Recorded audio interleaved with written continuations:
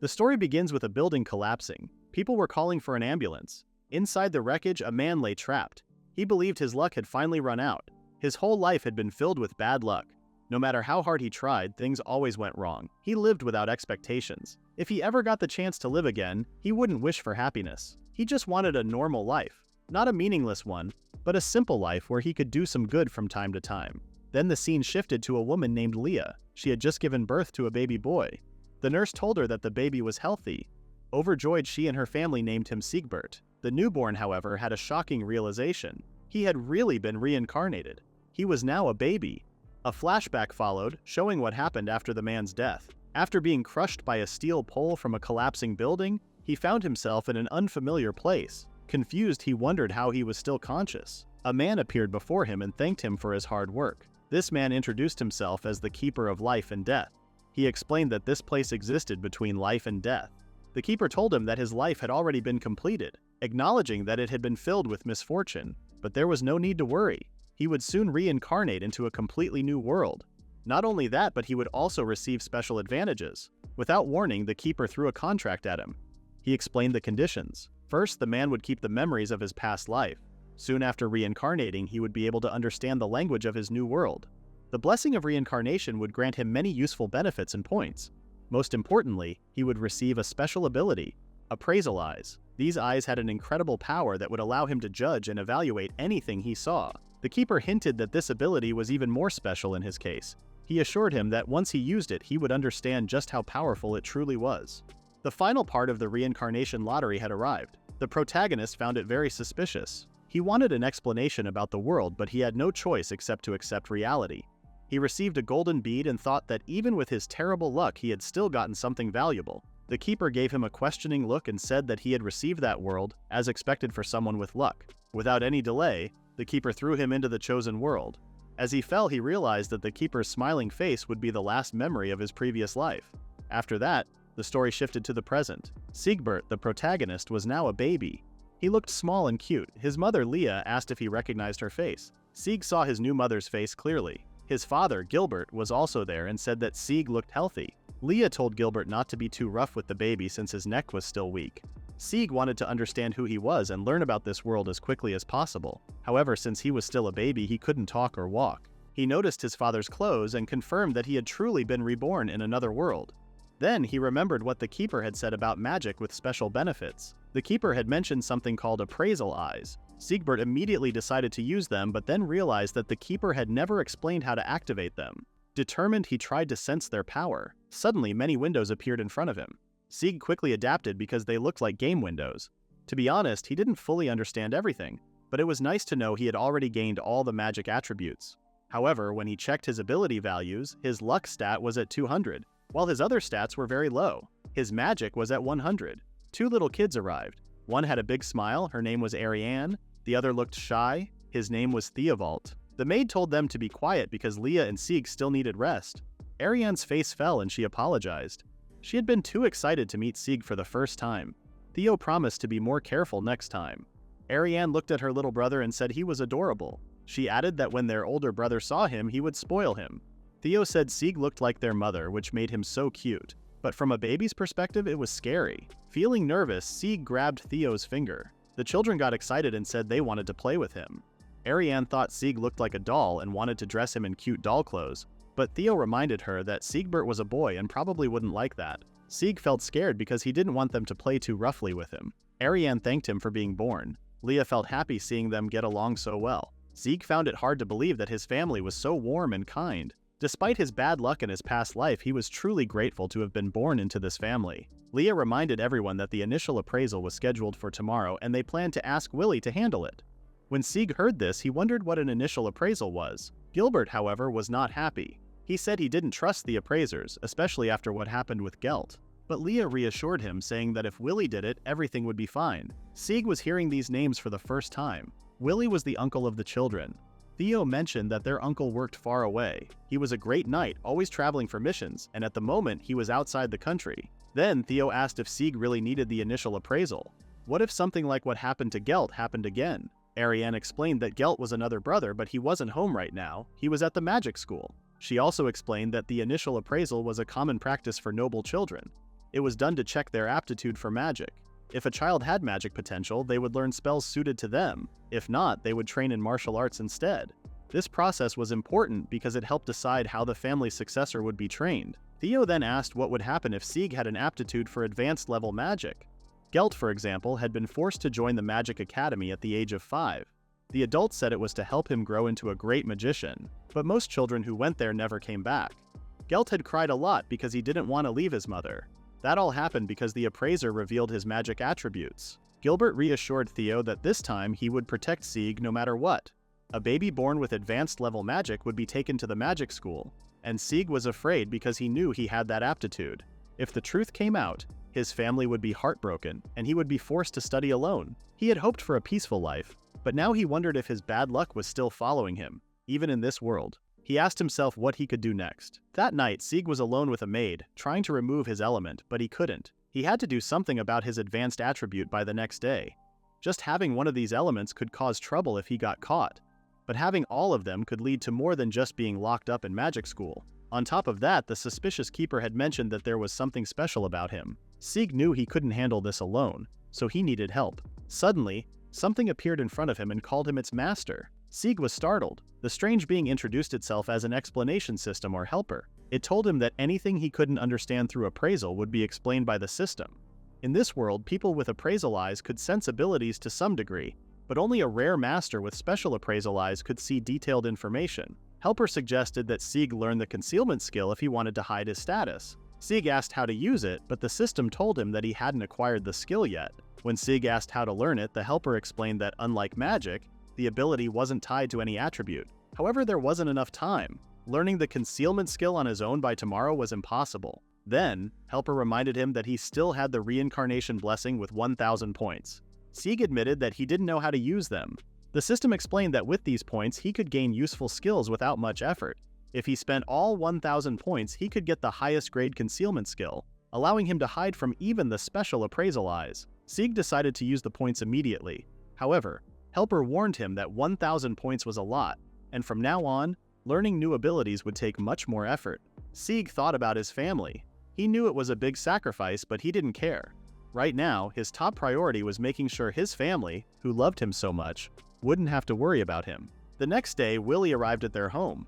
Gilbert complained about how famous Willie was among the maids. Willie then greeted Leah and told her she was still beautiful.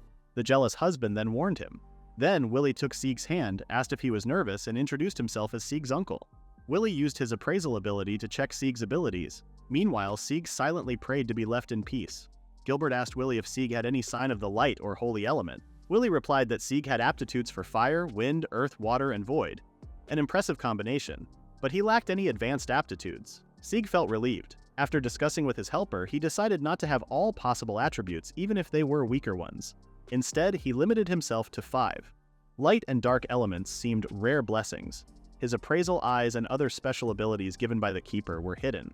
Willie then told Leah that Sieg had natural resistance to poison, paralysis, darkness, curses, and other abnormal conditions. He had inherited these resistance skills from his mother. Leah felt overjoyed, and both of them were happy. Sieg didn't hide any inherited resistance abilities because he saw them as a precious gift from his mother. He made a note to thank his helper later for assisting him. Willie decided to check more details about Sieg's body and magic. From what he saw, he was sure Sieg would become someone remarkable. Suddenly, Willie noticed many wings appearing around Sieg. Gilbert, seeing Willie's reaction, asked what was wrong. Willie explained that Sieg might be one of the lucky ones. Gilbert was stunned. Willie revealed that when he used his appraisal eyes, a person's fortune appeared in the form of wings. This was the first time he had ever seen wings this huge. He had always believed that people loved by the gods known as the lucky ones only existed in fairy tales. Sieg was shocked.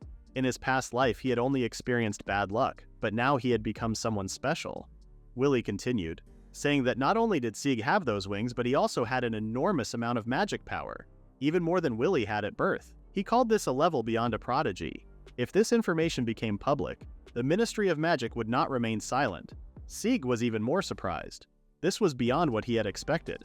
Although he was grateful for his abilities, he didn't want his family to go through any painful experiences because of them. Sieg wondered what would happen next. He looked at his luck stat and thought that the number was too high to be real. He didn't understand what it meant. Willie explained that luck was a gift from God to those he favored. He said there was a saying that if someone had the power to seize opportunities, they could even become a god. A lucky person was rare and full of mystery. The Ministry of Magic would surely try to experiment on Sieg. Gilbert became very sad. Sieg looked at him and thought no way, he never wanted his family to go through painful memories. But Leah was happy. She said she was proud to be the mother of such a talented child who was even loved by the gods. Leah then asked Gilbert to protect Sieg. Gilbert promised that he would. Gilbert told Willie that the real problem was announcing the results of Sieg's appraisal. Willie decided they would only reveal his magic element for now. He explained that nobles usually announce the results of their initial appraisals just to show off the prestige of their air element. However, Gilbert found it strange not to mention Sieg's magic power. Willie reassured him that no one would question it since the country's top knight, the vice knight, would be making the announcement. He knew his brother was well trusted by the people. Gilbert finally agreed. Sieg was impressed by how the atmosphere quickly calmed down. Leah then chose to keep Sieg's special power a secret from everyone else. Willie agreed, saying it would stay between the 5 of them. He realized there were 2 more people listening.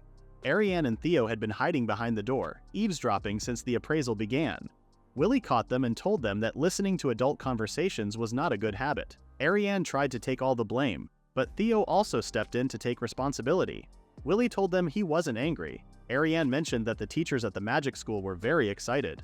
They were expecting another special student.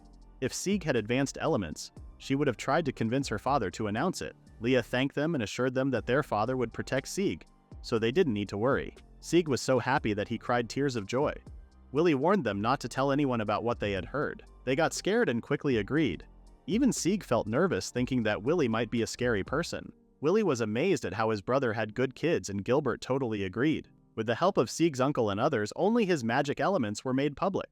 The Ministry of Magic didn't take him away. A few months later, Sieg discovered that the bad luck he had in his previous life was actually a mistake. Helper explained that while looking through Sieg's past memories, he found that someone had deliberately changed his luck stat to an abnormally low value. Sieg had died in an accident in his previous life due to bad luck, but that seemed to be a way of balancing out his original, incredibly high luck. Helper guessed that the life and death guides had forced Sieg to be reincarnated to cover up the situation. He wasn't sure if it was a mistake or done on purpose, but he thought the unusually strong blessing and benefits were meant as compensation. He felt foolish for believing he was special, and cursed the keeper. Sieg then asked the Helper if he had been lucky from the start and if he was still connected to it in this life. Helper confirmed that it was true while acting like a game show host with a ringing bell.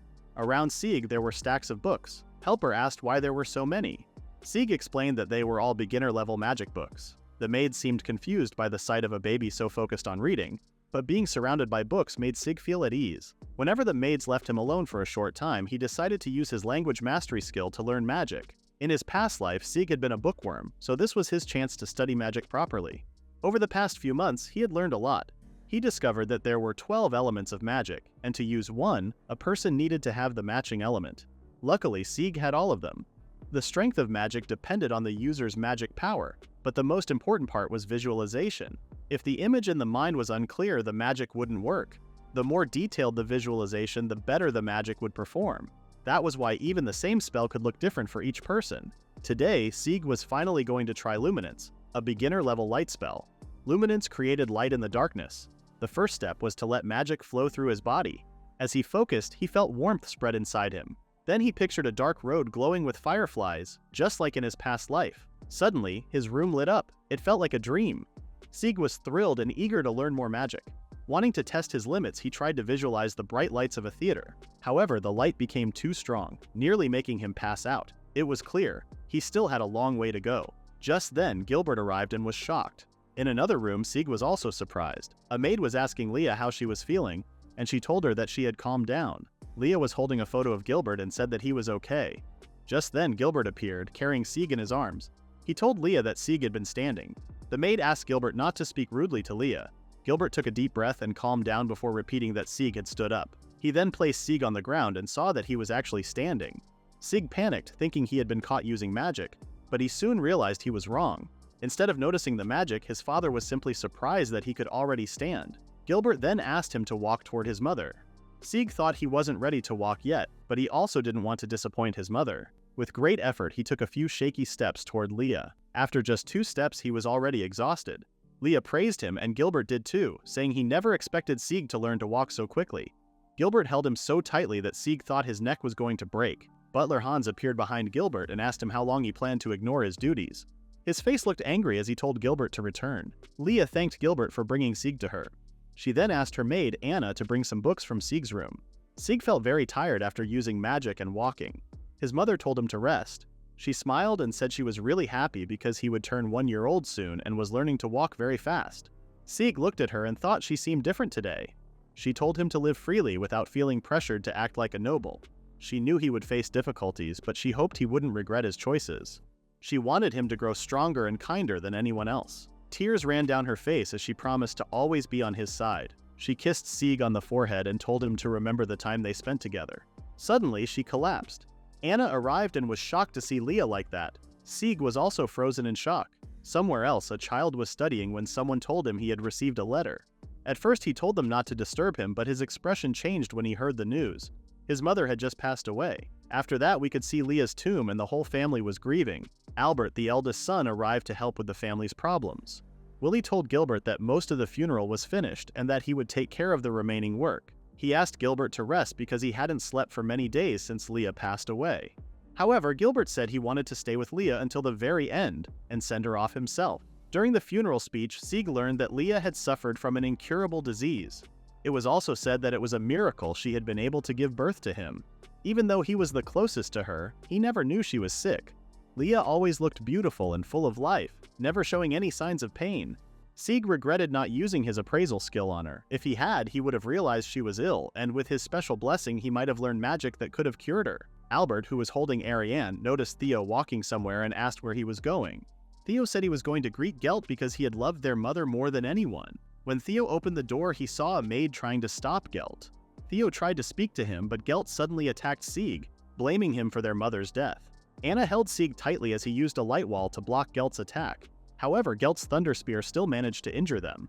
Gelt tried to finish Sieg off, but Albert jumped just in time to stop him. Sieg and Anna lay on the ground, wounded. Theo said he and Ariane would use healing magic and told someone to call their father and uncle. Albert held Gelt down and demanded to know why he was doing this. Gelt shouted that if Sieg had never been born, their mother wouldn't have died. Albert told him to stop saying such foolish things. He explained that because of Sieg, their mother's health had improved, giving her enough time to create final memories with her children. This only happened because of Sieg.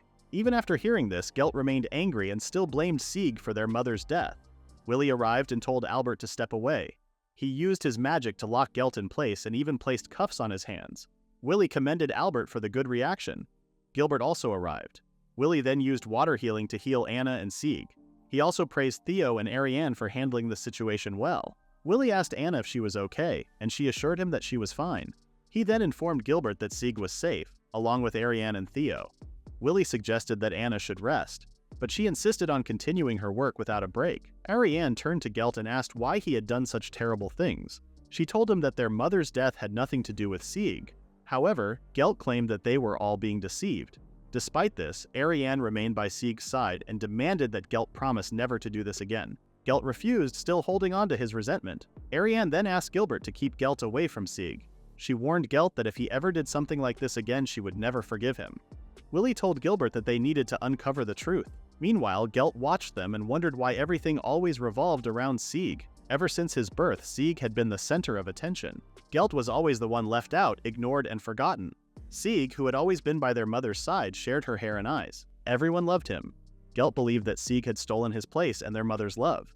That was why he could never forgive him. After that, Sieg finally woke up. His siblings felt very happy to see him awake. Sieg thought back and believed that his older brother Gelt had hit him. He remembered the way Gelt looked at him during the funeral. That hateful and terrifying gaze was burned into his mind. Theo and Ariane apologized to Sieg because they couldn't stop Gelt. But Sieg didn't think they were truly bad. Willie told them he had been using surveillance magic, so if Gelt ever got close to Sieg again, it would alert either him or Gilbert. He told the two not to worry further. Ariane then promised to protect Sieg no matter what, but soon after, she fell asleep. Willie explained that she had gotten tired from using healing magic. He was also relieved that Theo had held back. Theo understood that none of this was Sieg's fault. In fact, because of Sieg, they were able to spend warm and precious moments with their mother before she passed away. Willie felt the same way and gave Sieg a reassuring pat. Sieg never knew they thought of him like that, especially since he felt like he hadn't done anything. Willie then told Theo and Ariane to rest as he would stay with Sieg. Before resting, Theo thanked Willie for saving Sieg. Willie simply smiled in response. After that, Willie entered another room and praised Gilbert for his work. He then asked Gilbert about Gelt. Gilbert replied that no matter what Willie said, Gelt wouldn't listen. He was filled with hate and resentment towards Sieg. Gilbert explained that their father had learned about the situation and was willing to take Gelt in. However, now that things had turned out this way, Gilbert couldn't allow Gelt to enter the mansion again. It was a sad decision, but he felt it was best to leave Gelt with their father. Willie then told Gilbert that during the incident, he had used his appraisal skill on Gelt and discovered that Gelt wasn't brainwashed. This meant that someone might have spread false information or that some kind of mind-contaminating magic was involved. The magic school seemed suspicious. Gilbert agreed but wondered if these were truly Gelt's real feelings. Willie doubted that a child could cause so much trouble alone and suggested searching inside the magic school first. There had to be something hidden there. Gilbert immediately decided to go, but his legs gave out. Willie told him that both his body and heart had reached their limit, so he needed to rest. Willie volunteered to handle the situation and promised to find out the truth. Gilbert apologized to Leah for being unable to do anything. Later on the balcony, Willie looked around with anger. He called himself worthless because he had failed to protect anything. He warned the person responsible to be ready for punishment. After this incident, everyone changed, and Sieg also changed. To protect his family, he trained hard, even as a child. He read books to learn magic and become stronger, determined to have no regrets. He always remembered his mother. 4 years later, Sieg went to Theo and asked him to take him along to defeat monsters. Theo was shocked when Sieg told him that he knew about his secret work with the Adventurers Guild. Sieg also mentioned that Theo was meeting someone named Nikolai that day to defeat some monsters. Stunned, Theo asked how he knew. Sieg couldn't share that he could see this information using his appraisal eyes, which allowed him to read the status details he had gathered earlier with the help of Helper. It seemed that Theo planned to defeat the monsters alongside an adventurer named Nikolai.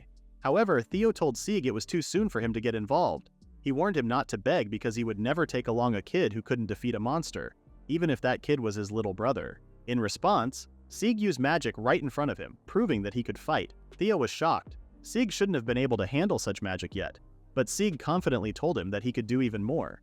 He had learned through practice that simply using magic wasn't enough to increase its power. We saw a flashback of Sieg training to become stronger.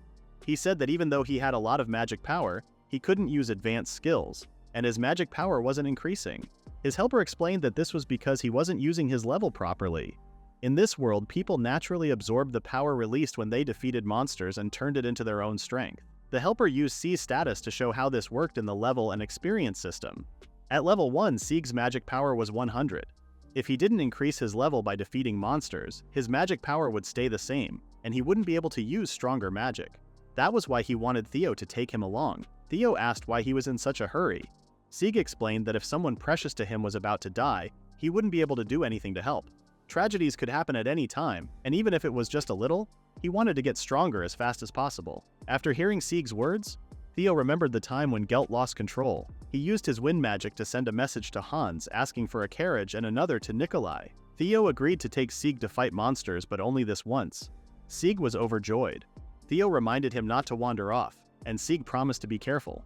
On the way, Theo told Sieg that he would let him fight the white rabbit in the forest. Sieg asked about the white rabbit, and Theo explained that it was the monster he would have to defeat during the White Hunt in a few months. The White Hunt was a tradition where a noble's child fought a monster for the first time. Theo said they could think of today's battle as practice for that event. He also mentioned that they were lucky because Ariane had gone to a tea ceremony. Otherwise, she would never have allowed Sieg to fight a monster. When they reached their destination, Theo asked Hans to pick them up at the scheduled time and to keep everything a secret. Then, Theo warned Sieg not to use magic in front of Nikolai, and Sieg agreed. Sieg held Theo's hand since he was only 5 years old, but in his mind, he felt like an adult. Seeing this, Theo felt happy and decided that he would protect Sieg. As they arrived at the wild forest, Sieg was amazed by its beauty. The entire forest was white because of a unique magic power. Many monsters lived there, but most were weak enough for even beginner adventurers to fight, making it a good place for practice. However, the forest was connected to the Hush Forest, where dangerous monsters roamed.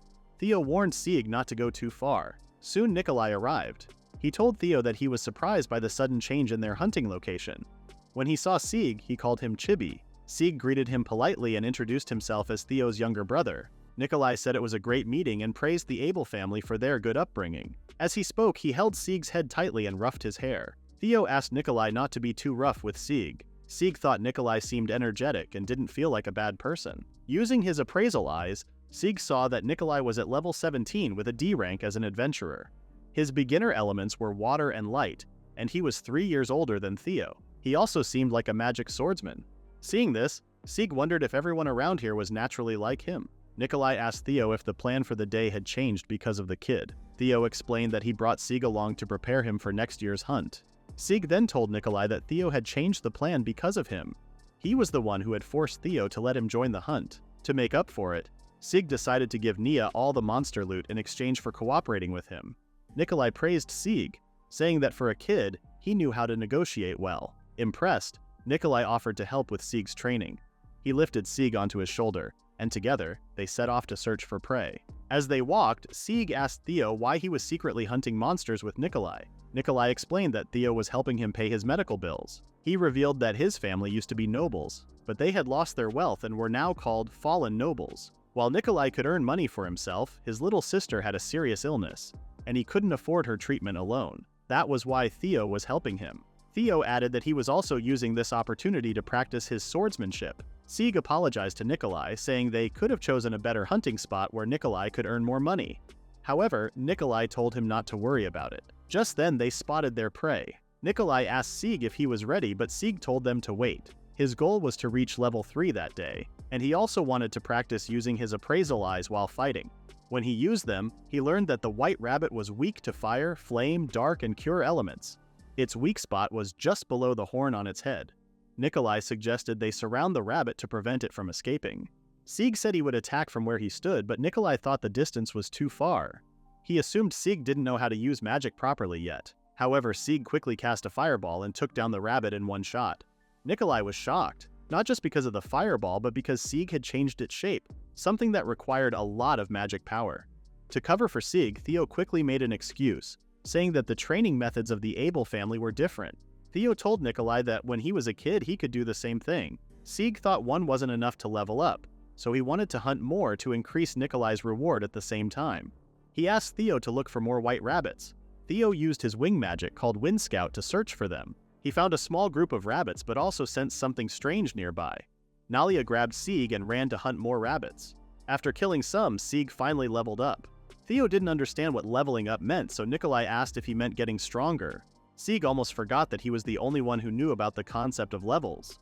His magic power had increased a lot, and he could finally use one of his special blessings, Advanced Growth. However, he wasn't happy because his magic power had only gone up by 50. Even so, it was still nearly twice as much as Nikolai's. Nikolai praised Sieg for killing 8 white rabbits by hitting their weak spots. He asked if everyone from the Abel family was this strong. Theo explained that it was because their father was a great man. Sieg knew his brother would soon run out of excuses, so he had decided to hold back. That meant he couldn't reach level 3 that day. Sieg then told Nikolai that their carriage would arrive any minute to pick them up. Suddenly, a group of goblins jumped at them, but instead of attacking, they just ran past. Nicholas explained that goblins usually attacked when someone got too close. Theo noticed that those goblins were injured, which was strange because White Forest goblins were supposed to be the strongest monsters. Yet, they were running away from something. Out of nowhere, a huge tree came flying toward them, forcing them to split up. It turned out the goblins weren't running away, they had set a trap to separate them. Nikolai and Sieg ended up together, while Theo was left alone on the other side. Nikolai pointed out that goblins didn't have the intelligence to plan such a trick. But then, Theo saw a massive monster standing in front of him. It had come from the Forest of Silence. Realizing the danger, Theo shouted for Nikolai to take Sieg and run, warning that if they stayed, they would all die. The monster was a goblin general. Theo felt afraid because a B-rank monster shouldn't have been there. He recalled that the White Forest and the Silent Forest had different levels of magic energy, and a magic barrier separated them. Because of that, it should have been impossible for this goblin to be here. The goblin was also injured, and the armor it once wore was missing. Theo guessed that it had lost a battle over territory in the Silent Forest and went berserk. However, there was also a chance that it had forced its way through the barrier. The goblin general roared and ordered smaller goblins to attack Sieg and Nikolai. Theo barely dodged the goblin general's attack. Even though it was wounded, a B-rank monster with berserk state was still very hard to defeat. Theo couldn't figure out how to beat it. Though impossible, he would defeat it for the sake of protecting Sieg.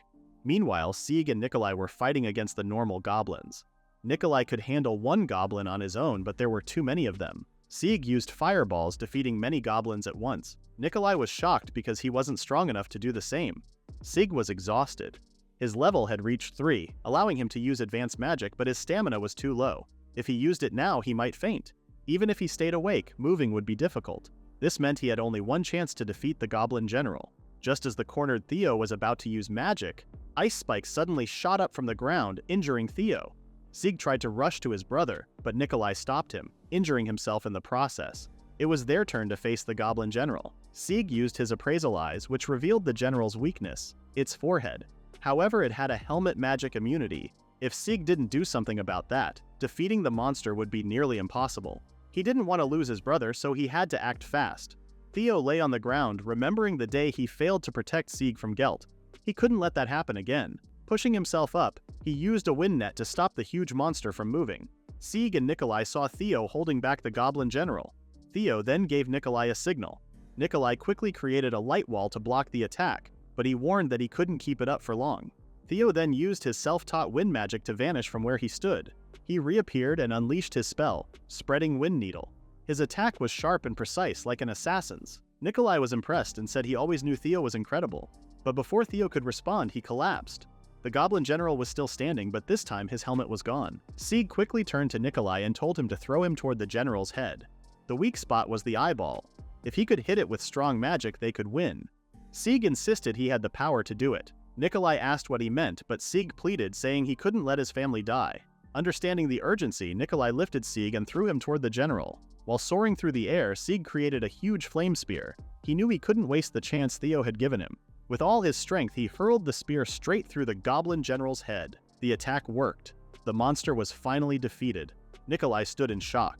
Sieg began to fall, but Theo caught him just in time. Sieg reassured Theo that he was fine, but Theo looked upset, feeling like he hadn't protected him well enough. Sieg smiled and told Theo that because of him, they were able to win. Hearing this, Theo finally felt relieved and happy. Sieg was safe this time. Nikolai used healing magic to help them recover. He never thought they would actually be able to defeat the Goblin General. Curious, he asked Theo how he knew the general's weakness and how he managed to use such strong magic. But Theo simply said that to protect Sieg, he couldn't answer that question. Nikolai smiled and said he wouldn't ask again. He also promised not to tell anyone about what happened that day. However, in return, he wanted the Ash, a magic crystal that only dropped from high-ranking monsters.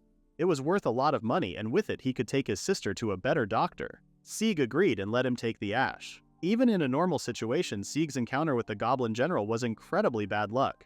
Sieg believed he was still carrying bad luck from his past life.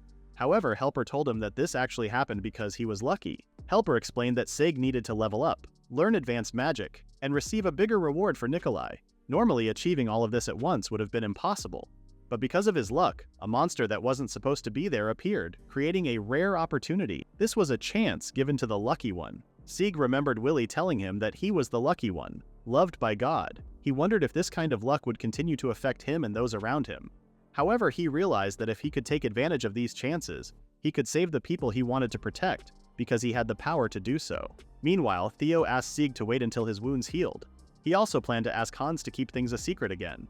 Nearby, a small monster was hiding in the bushes. This small tiger-looking cub had ended up there after a surprising incident. Some people had captured it and were taking it away in a carriage to sell it. But suddenly a Goblin General appeared and destroyed the carriage. In the chaos, the little tiger got injured.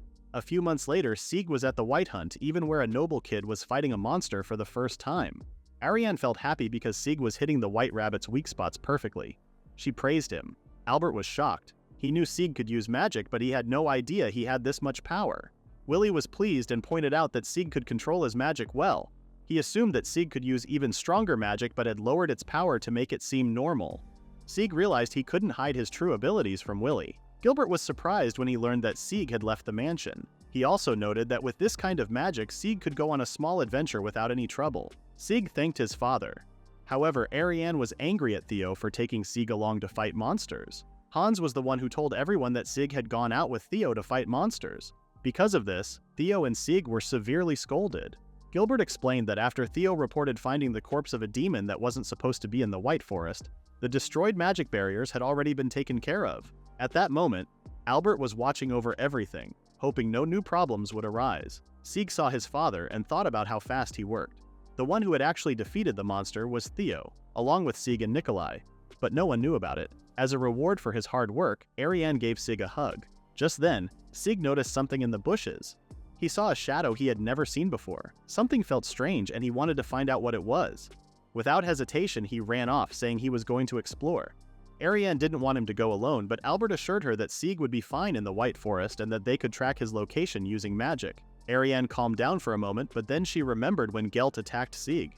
That thought worried her, so she ran after him. Albert had hoped Ariane would relax after seeing Sieg, but Willie pointed out that she had been like this ever since the incident with Gelt. Theo mentioned that when Sieg was with him, he had been hesitant but still allowed Sieg a little freedom. Ariane couldn't stand the idea of Sieg being alone, but she also knew that children were naturally curious even if they got hurt. Willie said they had no choice but to wait since Hecha couldn't be healed by any magic. Then Willie told Gilbert that he and Theo would go check the magic barrier, as he didn't feel right leaving all the work to Albert, who had gone there first. After that, Sieg finally found the little monster. This monster was called White Tiger.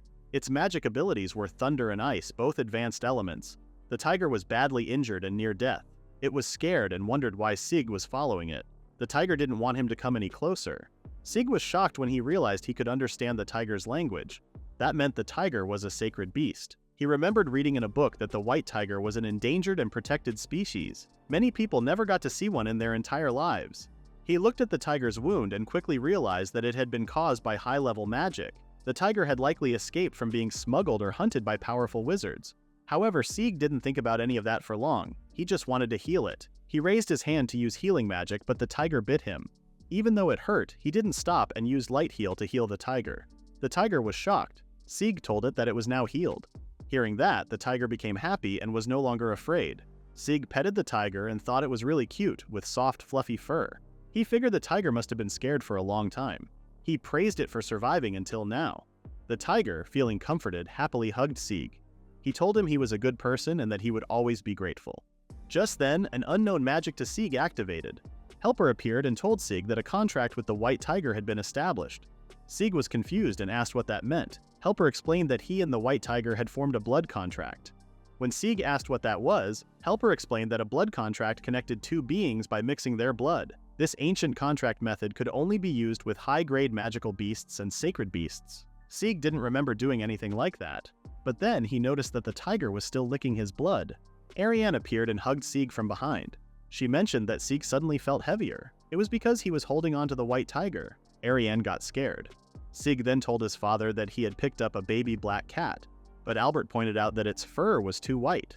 Sieg tried to explain by saying that if someone ate something from the White Forest, they could turn white too. Albert didn't believe him, and reminded him that the White Forest was not a place where black cats lived. Sieg quickly tried to cover it up again, saying that the white tiger must have gotten lost and wandered in when the magical barrier broke. He thought to himself that he couldn't admit the truth, that this rare and protected species had entered his father's territory and he had made a contract with it without permission.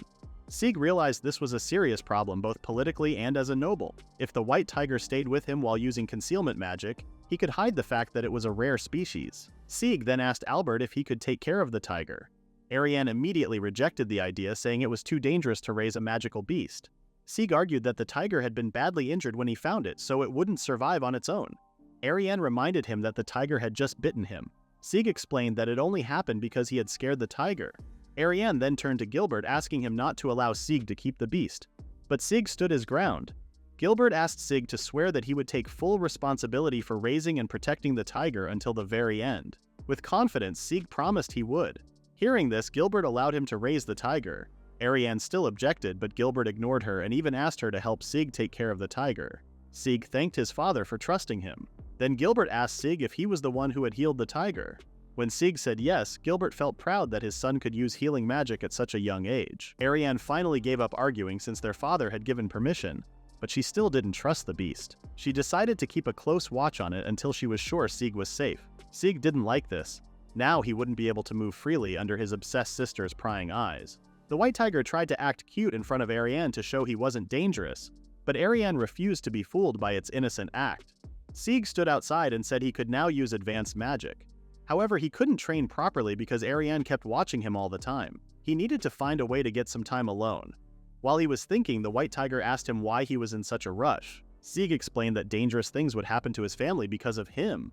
To protect everyone, he had to become stronger. The tiger then asked if he was scared and told him to rub his fur. As Sieg rubbed him, a small smile appeared on his face. Ariane watched them from a distance. She admitted to herself that the tiger didn't seem bad, but she also knew that sometimes unexpected people could bring harm to the things they cared about the most.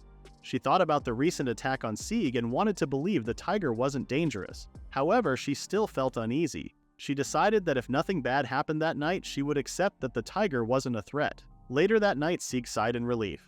Somehow he had managed to get through the day. He was certain Ariane wouldn't come when it was time to sleep, so this was his chance to practice advanced magic.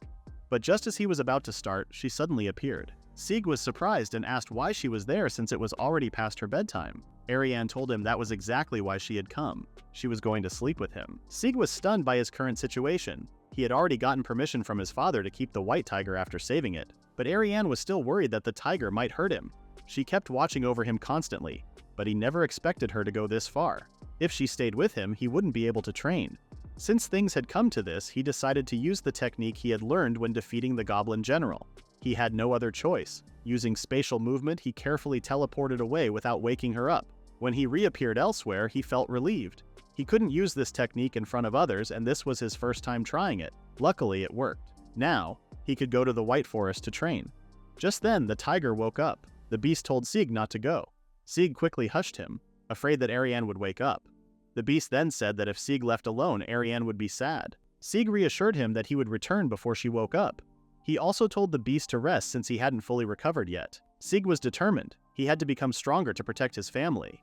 With that, he used spatial movement again and disappeared into the night. The white tiger then looked at Ariane and then ran around in circles while thinking. In the end, it jumped out of the window and followed him. Sieg was inside the White Forest, completely exhausted. Using high-level magic drained a lot of his energy, but he was used to pushing himself to the limit. He had been training alone for a long time to prepare for the upcoming white hunt. He cast an ice spell called Ice Cluster, and it worked. He felt overjoyed because now he believed he could use other advanced magic as well. Encouraged, he decided to keep going. Next, he tried one last advanced spell, Thunder Magic. As he cast it, the magic took the shape of Gelt, which frightened him. The magic tried to attack him. Panicking, Sieg destroyed the spell. At that moment, he realized that magic in this world was deeply connected to the caster's imagination. When he had used thunder magic, his old trauma from that time caused it to go out of control. He collapsed to the ground, having used too much magic. Helper warned him that using excessive magic quickly drained physical strength. If he kept going, he would pass out. Helper urged him to stay strong, but Sieg was already losing consciousness. As he was about to faint, he remembered a promise he made to the beast, that he would return before Ariane woke up. He called himself weak and questioned why he was like this. Sieg believed he had special power, but he couldn't even save his mother. After seeing Theo get hurt, he had sworn to always be strong. And yet the trauma of being beaten by Gelt had never left his mind. He was terrified that his own weakness would crush him. With these thoughts in his head, he lost consciousness while the white tiger was rushing to his rescue. The next morning, everyone was searching for Sieg. The maid told Theo that they had already checked the main building, but he wasn't there. Theo had searched another building with Wind Scout, but still, there was no sign of Sieg. Even the beast child was missing. They called Gilbert to help widen the search. Ariane started to worry that the magical beast had done something to Sieg. The maid then mentioned that someone had seen the magical beast. Ariane immediately asked if Sieg was with it, but the maid shook her head. However, she added that the beast had been seen running outside the mansion. It was possible that it had headed toward the White Forest. Since it was late at night, the maid hadn't been sure of what she saw, so she didn't report it earlier. Hearing this, Ariane quickly realized that the beast must have been chasing after Sieg. Without wasting any time, she ran toward the White Forest. On her way, she saw the beast returning, carrying Sieg in its arms. Ariane rushed toward them and took Sieg into her arms. He was still breathing, but he was unconscious. The magical beast looked sad and licked Sieg's hand. Holding both of them close, Ariane promised that she would definitely save Sieg. After some time, Sieg opened his eyes and saw Ariane healing him. She was very happy to see him wake up and told him she had been really worried about him. Gilbert was also happy that Sieg was back, but he was angry because Sieg had gone to White Forest alone. Ariane still believed that someone else had taken Sieg to White Forest, but Sieg told her that he went there by himself. Gilbert asked why he had gone alone. Sieg knew it would take hours for a child to reach White Forest, so he couldn't tell them the truth. Instead, he said he used movement magic and had been training advanced level magic. However, he was hiding a lot from them, and he worried that he might cause even more trouble for Gilbert. While Sieg thought about what to say, Gilbert made his decision. He said he couldn't let this go, so as punishment, Sieg was not allowed to leave the mansion for 2 weeks. Surveillance magic would also be used to watch him. Sieg understood. Gilbert then said that Sieg was a smart boy who always thought about his family. He knew that Sieg hadn't left to do anything bad. Whenever Sieg hid something, it was always for his family's sake. Gilbert reassured him, saying that no one in their family was weak. Sieg didn't have to carry everything alone, he should remember to rely on his family. Sieg thought about it and realized Gilbert was right. His family wasn't weak. He had seen that many times before. He didn't have to handle everything alone. Finally, he told them that he had been training his magic alone because he didn't want to shock people with how strong it was. He believed that if he didn't become strong, people he loved, like his mother, would disappear. He had been scared. Gilbert was shocked because Sieg still remembered the time he spent with his mother. Ariane tried to calm him down, telling him that no one would leave him again. Gilbert hugged them both and promised that he would protect everyone. Later, we see Sieg lying on his bed and feeling emotional. He thought it was his first time to cry in front of others. However, his brothers returned from reporting the incident and saw him. Feeling embarrassed, Sieg realized that after telling them everything, he felt relieved. He had always wanted to be strong for his family, but deep down, he also wanted someone to rely on. He decided not to do anything reckless that would make his loved ones sad. He then thanked the White Tiger for saving him. The White Tiger told Sieg that he liked him, which was why he saved him. As a reward, he wanted Sieg to pet him. Sieg began petting Tiger, but suddenly realized that he had never given this beast a name. His full name was Siegbert, but everyone called him Sieg. So he decided to name the tiger Haku. Haku was overjoyed. They both agreed to take care of each other since they were now partners. Meanwhile, in the Abel family's main building, Gilbert was deep in thought. Sieg had started to remember the time he spent with his mother, which was good, but to Gilbert it was also a painful memory. Then he realized that he had done nothing for Sieg until now. Sieg's magical abilities and intelligence had grown so much that he was no longer seen as a child. No other child in the history of the Abel family had been this gifted. Just as he was about to speak something about Sieg, Albert and Willie arrived. Albert reported that clear magical ash had been found in White Forest. Gilbert asked for the results, and Albert explained that for the past few months, the magic crystal ash from White Forest had been analyzed. They had identified the source. It came from the Goblin General. It seemed that the goblins had broken through the magical barrier from the Silent Forest into the White Forest. Willie then mentioned that the biggest question was who could defeat such a powerful monster. From the last monster hunt, Willie and Gilbert suspected that Sieg was the one who had defeated it. Albert was shocked and refused to believe it. Gilbert pointed out that when Theo reported finding magic crystal ash, he had been hiding his wounds. Someone as strong as Theo wouldn't normally get injured in White Forest, which made the situation suspicious. Albert then asked if Theo was the one who saved Sieg from the monsters. Willie admitted that it was a possibility.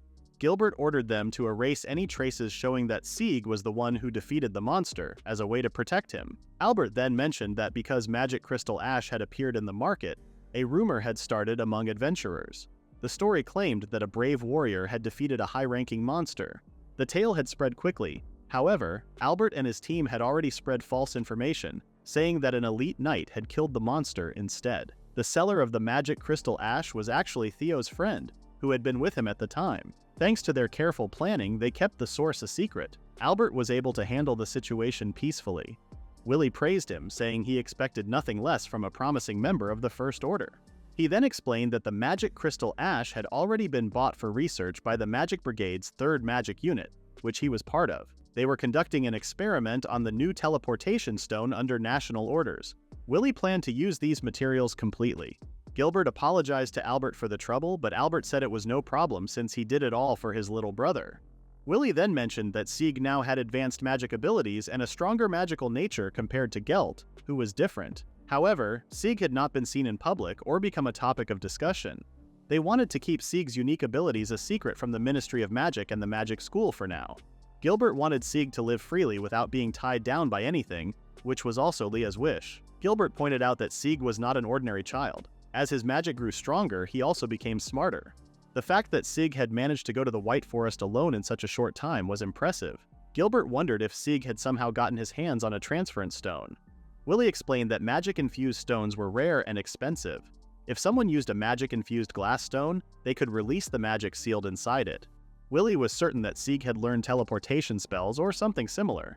He also saw this as a great chance to observe Sieg's progress. Albert then shyly reminded his father that he had not seen Sieg at White Hunt because he had been investigating the magic barrier. He asked if there was a way he could see what had happened. Gilbert then revealed that he had used a projection stone to secretly take pictures of Sieg during the White Hunt. Now they were looking at Sieg's images. The next day, Sieg told Willie that he was very strong. Willie replied that he still had a long way to go. However, Sieg used his appraisal skills and saw everything clearly. Willie was at level 60, had many different types of magic including advanced ones, and all his stats were much higher than Sieg's. Sieg felt happy because he was learning from his uncle, so he decided to give his best in training. Unfortunately, he couldn't use advanced magic in front of Willie. At the same time, Willie was also observing Sieg. He noticed that Sieg's magic power had grown a lot. He believed that one day Sieg would surpass him at an incredible speed. Just then, Haku returned with a tree branch. Sieg praised Haku and introduced him to his uncle. He told Willie that the tiger's name was Haku. Willie used his appraisal skill to check Haku and confirmed that despite appearances, Haku was actually a black cat. Willie had never seen a black cat with such bright white fur before. He also found out that Haku had both lightning and ice magic. Willie realized that Haku had great potential. Sieg felt happy because Haku's concealment ability was working properly. However, Willie noticed something strange about Haku's magic flow. He asked for permission to touch Haku, and after checking closely, found a faint trace of magical energy. He explained that it was called magic color, a kind of lingering magical trace left behind after using advanced spells. As long as it remained, it would block the proper flow of magic. Sieg became worried and asked if the healing spell he used had failed. Willie told him that a complicated spell had been cast on Haku. It was a curse. Sieg checked Haku's stats again and saw that cursed was clearly written there.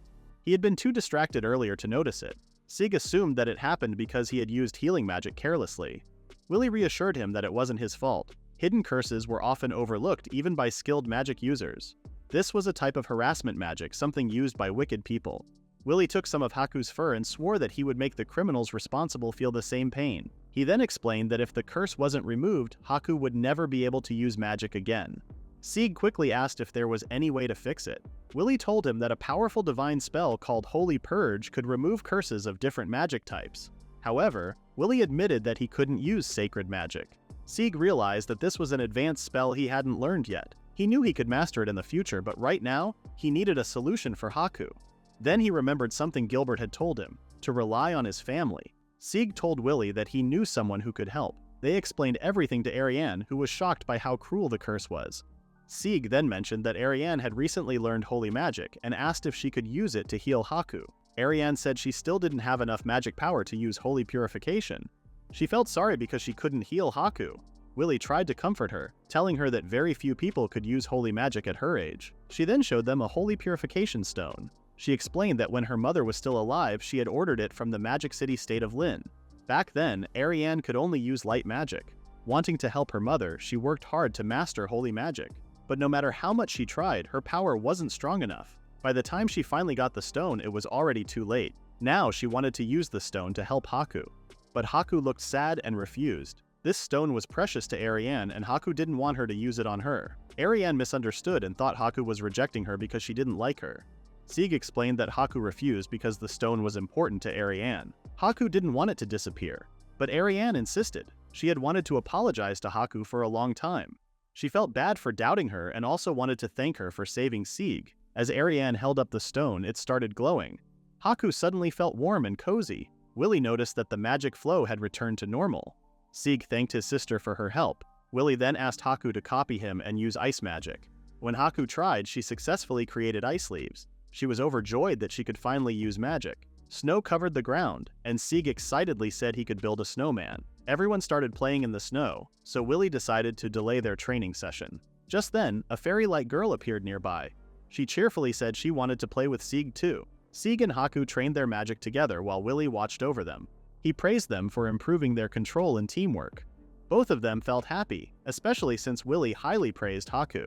Afterward, Willie told them to keep practicing for the rest of the day because he had to meet Siegbert. Sieg thanked him for his guidance, and Willie gave a faint smile as he looked at his nephew. In Siegert's office, Willie mentioned that he had been teaching Sieg and the others earlier. Siegbert asked how Sieg was doing, and Willie expressed his amazement. Even though Sieg's house arrest had been lifted, Willie continued teaching him magic and was impressed by his knowledge and ambition. He was especially fascinated by Sieg's magical imagery and wondered where his ideas came from. He even joked about wanting to take a peek inside Sieg's mind. However, Siegbert told him to stop, reminding him that his son was not a research subject. Willie explained that he wanted Sieg to focus on mana control for now, so he could interact freely with the outside world. Siegbert was pleased to hear that. Willie also shared something surprising. Haku was a rare black cat variant with both lightning and ice attributes. Siegbert found it hard to believe, but Willie confirmed it. However, he also pointed out that Haku had magic color, leading him to suspect she had been poached. He had heard rumors about the imperial family secretly hunting and capturing holy beasts for illegal auctions. Willie also discovered tracking magic on Haku. He removed it and left it deep inside the Forest of Silence. Amused, he wondered how the poachers were handling the situation now. When Gilbert asked if he had placed it in the innermost part of the forest, Willie smiled wickedly and playfully wondered how things would turn out. Gilbert called him as merciless as ever.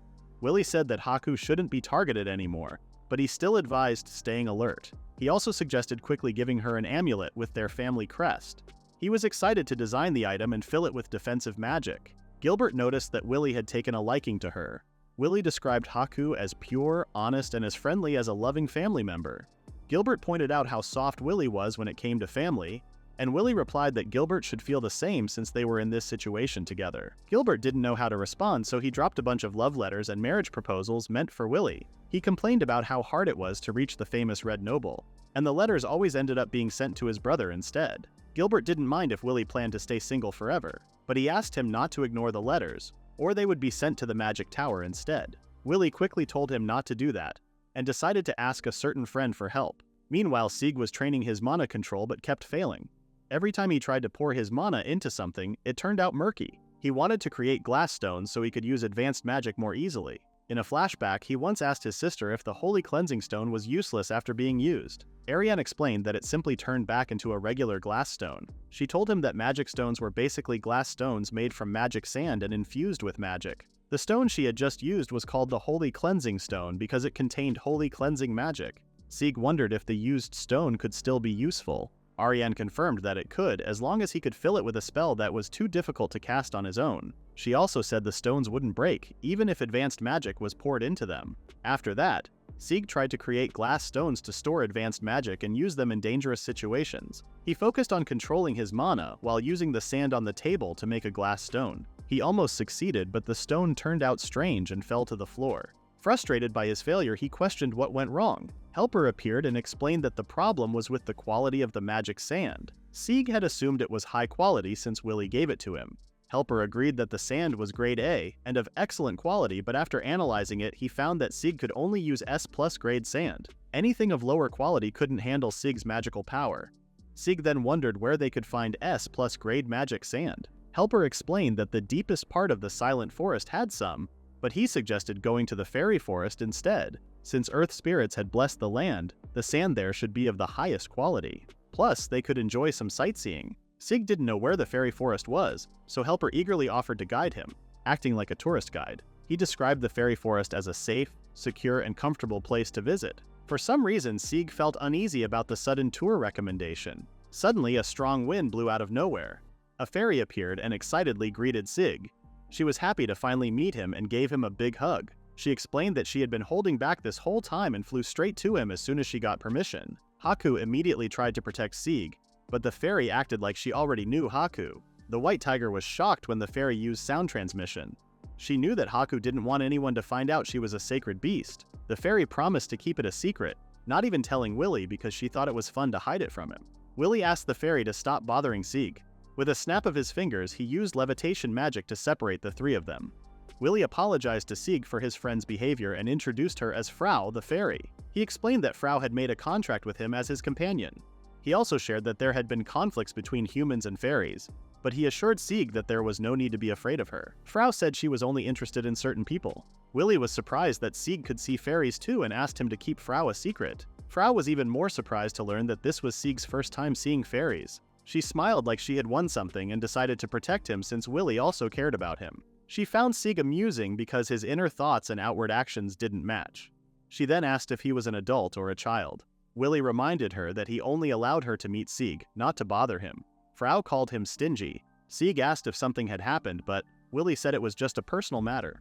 While walking through the town, Frau said she didn't fully understand the situation, but she was happy to have permission to go outside. Willie hoped this would stop the young women who kept chasing after him.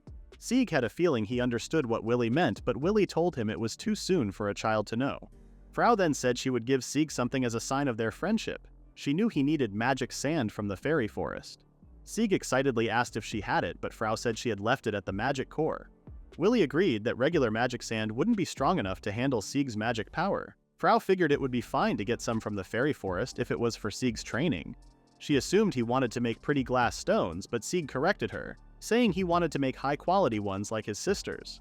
Willie checked Sieg's failed glass stones and admitted that Sieg's mana control was getting better. However, he found it difficult to provide exactly what his nephew wanted. Sieg asked if he was busy. Willie explained that he was working on a new type of teleportation stone and couldn't leave the magic core for a month. That meant he wouldn't be able to teach Sieg magic for a while. He apologized to both Sieg and Haku. Sieg then considered the magic core. Since it was a place to study magic, he wondered how much magic he still didn't know. Frau wanted to deliver it to Sieg, but Willie refused. He explained that if she moved objects in her current form, normal people would see them floating, which would be suspicious.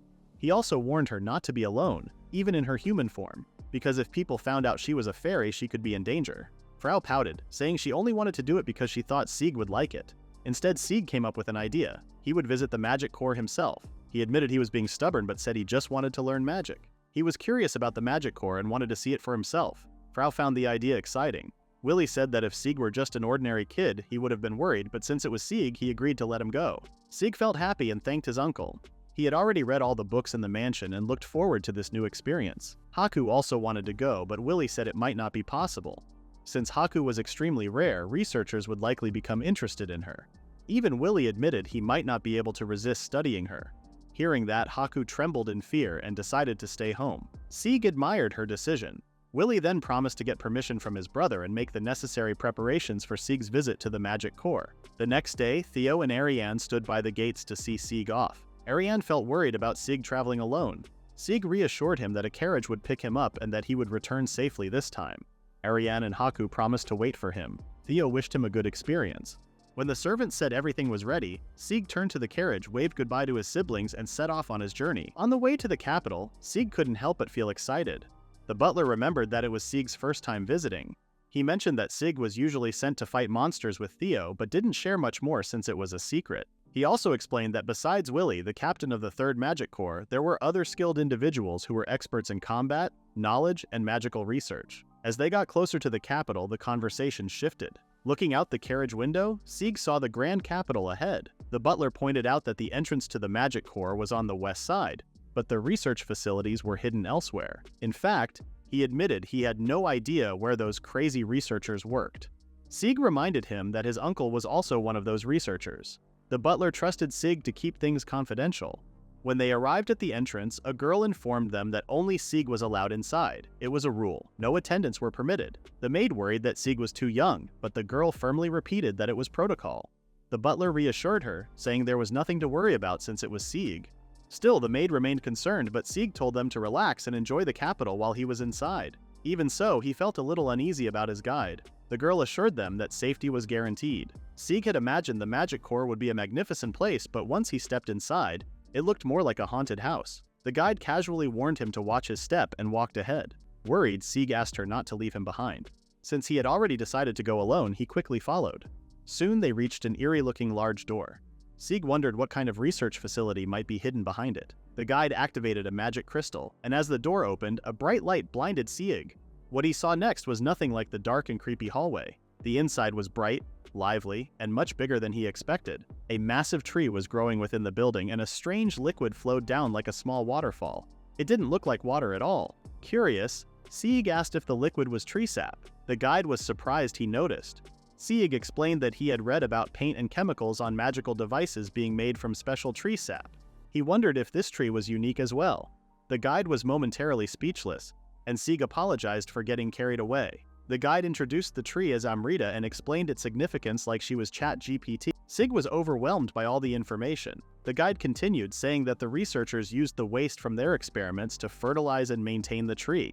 Sieg realized that the researchers and the Amrita tree were supporting each other. The guide nodded, agreeing that it was a good way to describe it. At the entrance of the research facility, Sieg looked around with excitement. The guide told him that the captain was just behind the door and then walked away. Sieg was surprised because he still had more questions. A girl nearby told him he could take his time exploring if he was that interested. Sieg had expected them to be unfriendly, but he started wondering if these researchers only cared about their work. Sieg opened a door and saw a huge magic stone in the middle of the room. Willie greeted him. and Sieg excitedly asked where Frau was. Willie quickly covered his mouth and reminded him that Frau had settled in a different area since some researchers could see spirits. For now, he said that Frau sent her regards, and that they would meet again soon. Sieg's attention then shifted to the large magic stone. Willie explained that it was a new type of teleportation stone. Unlike regular ones that could only send people to a fixed location, this one allowed multiple destinations to be registered. It could move a person to different points instead of just one. The spell configuration was finished, but they were still testing it to make sure there were no problems with teleportation. Sieg found it difficult to understand but still called it amazing magic. Willie agreed, saying it would change how people traveled and could even replace carriages completely. Then he offered to give Sieg a tour. Just as they excitedly planned the tour, the teleportation stone started acting strangely. The entire facility shook like an earthquake. The researchers panicked, unsure why the stone had gone out of control. Its glow became brighter as they rushed to shut it down, but they were too late. Willie tried to reach for Sieg, but before anything else could happen, everything was swallowed by a blinding light. Sieg lost consciousness and tried to understand what had happened. When he opened his eyes, he found himself inside what looked like ancient ruins. Confused, he wondered where he was. Luckily, Willie had been teleported with him.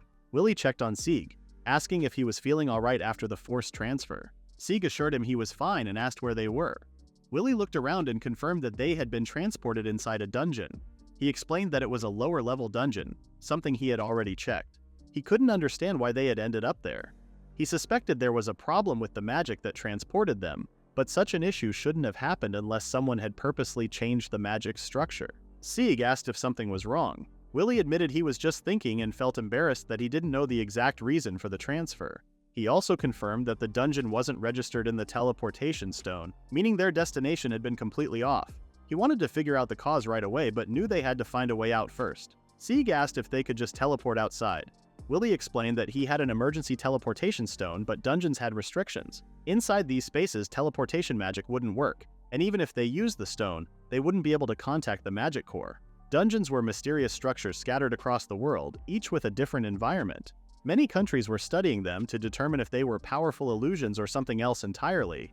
One thing was certain: any magic meant to escape was sealed inside, and anyone who died in a dungeon would be absorbed by it. Deep within these dungeons, rare treasures and artifacts called ooparts, believed to be from another world, could be found. Willie called dungeons dangerous but admitted they could reveal many secrets about the world. Sieg became excited when he heard about the ooparts. However, Willie noticed signs that the dungeon had already been explored and assumed the treasures had been taken. Sieg then wondered if his bad luck had caused them to be teleported there.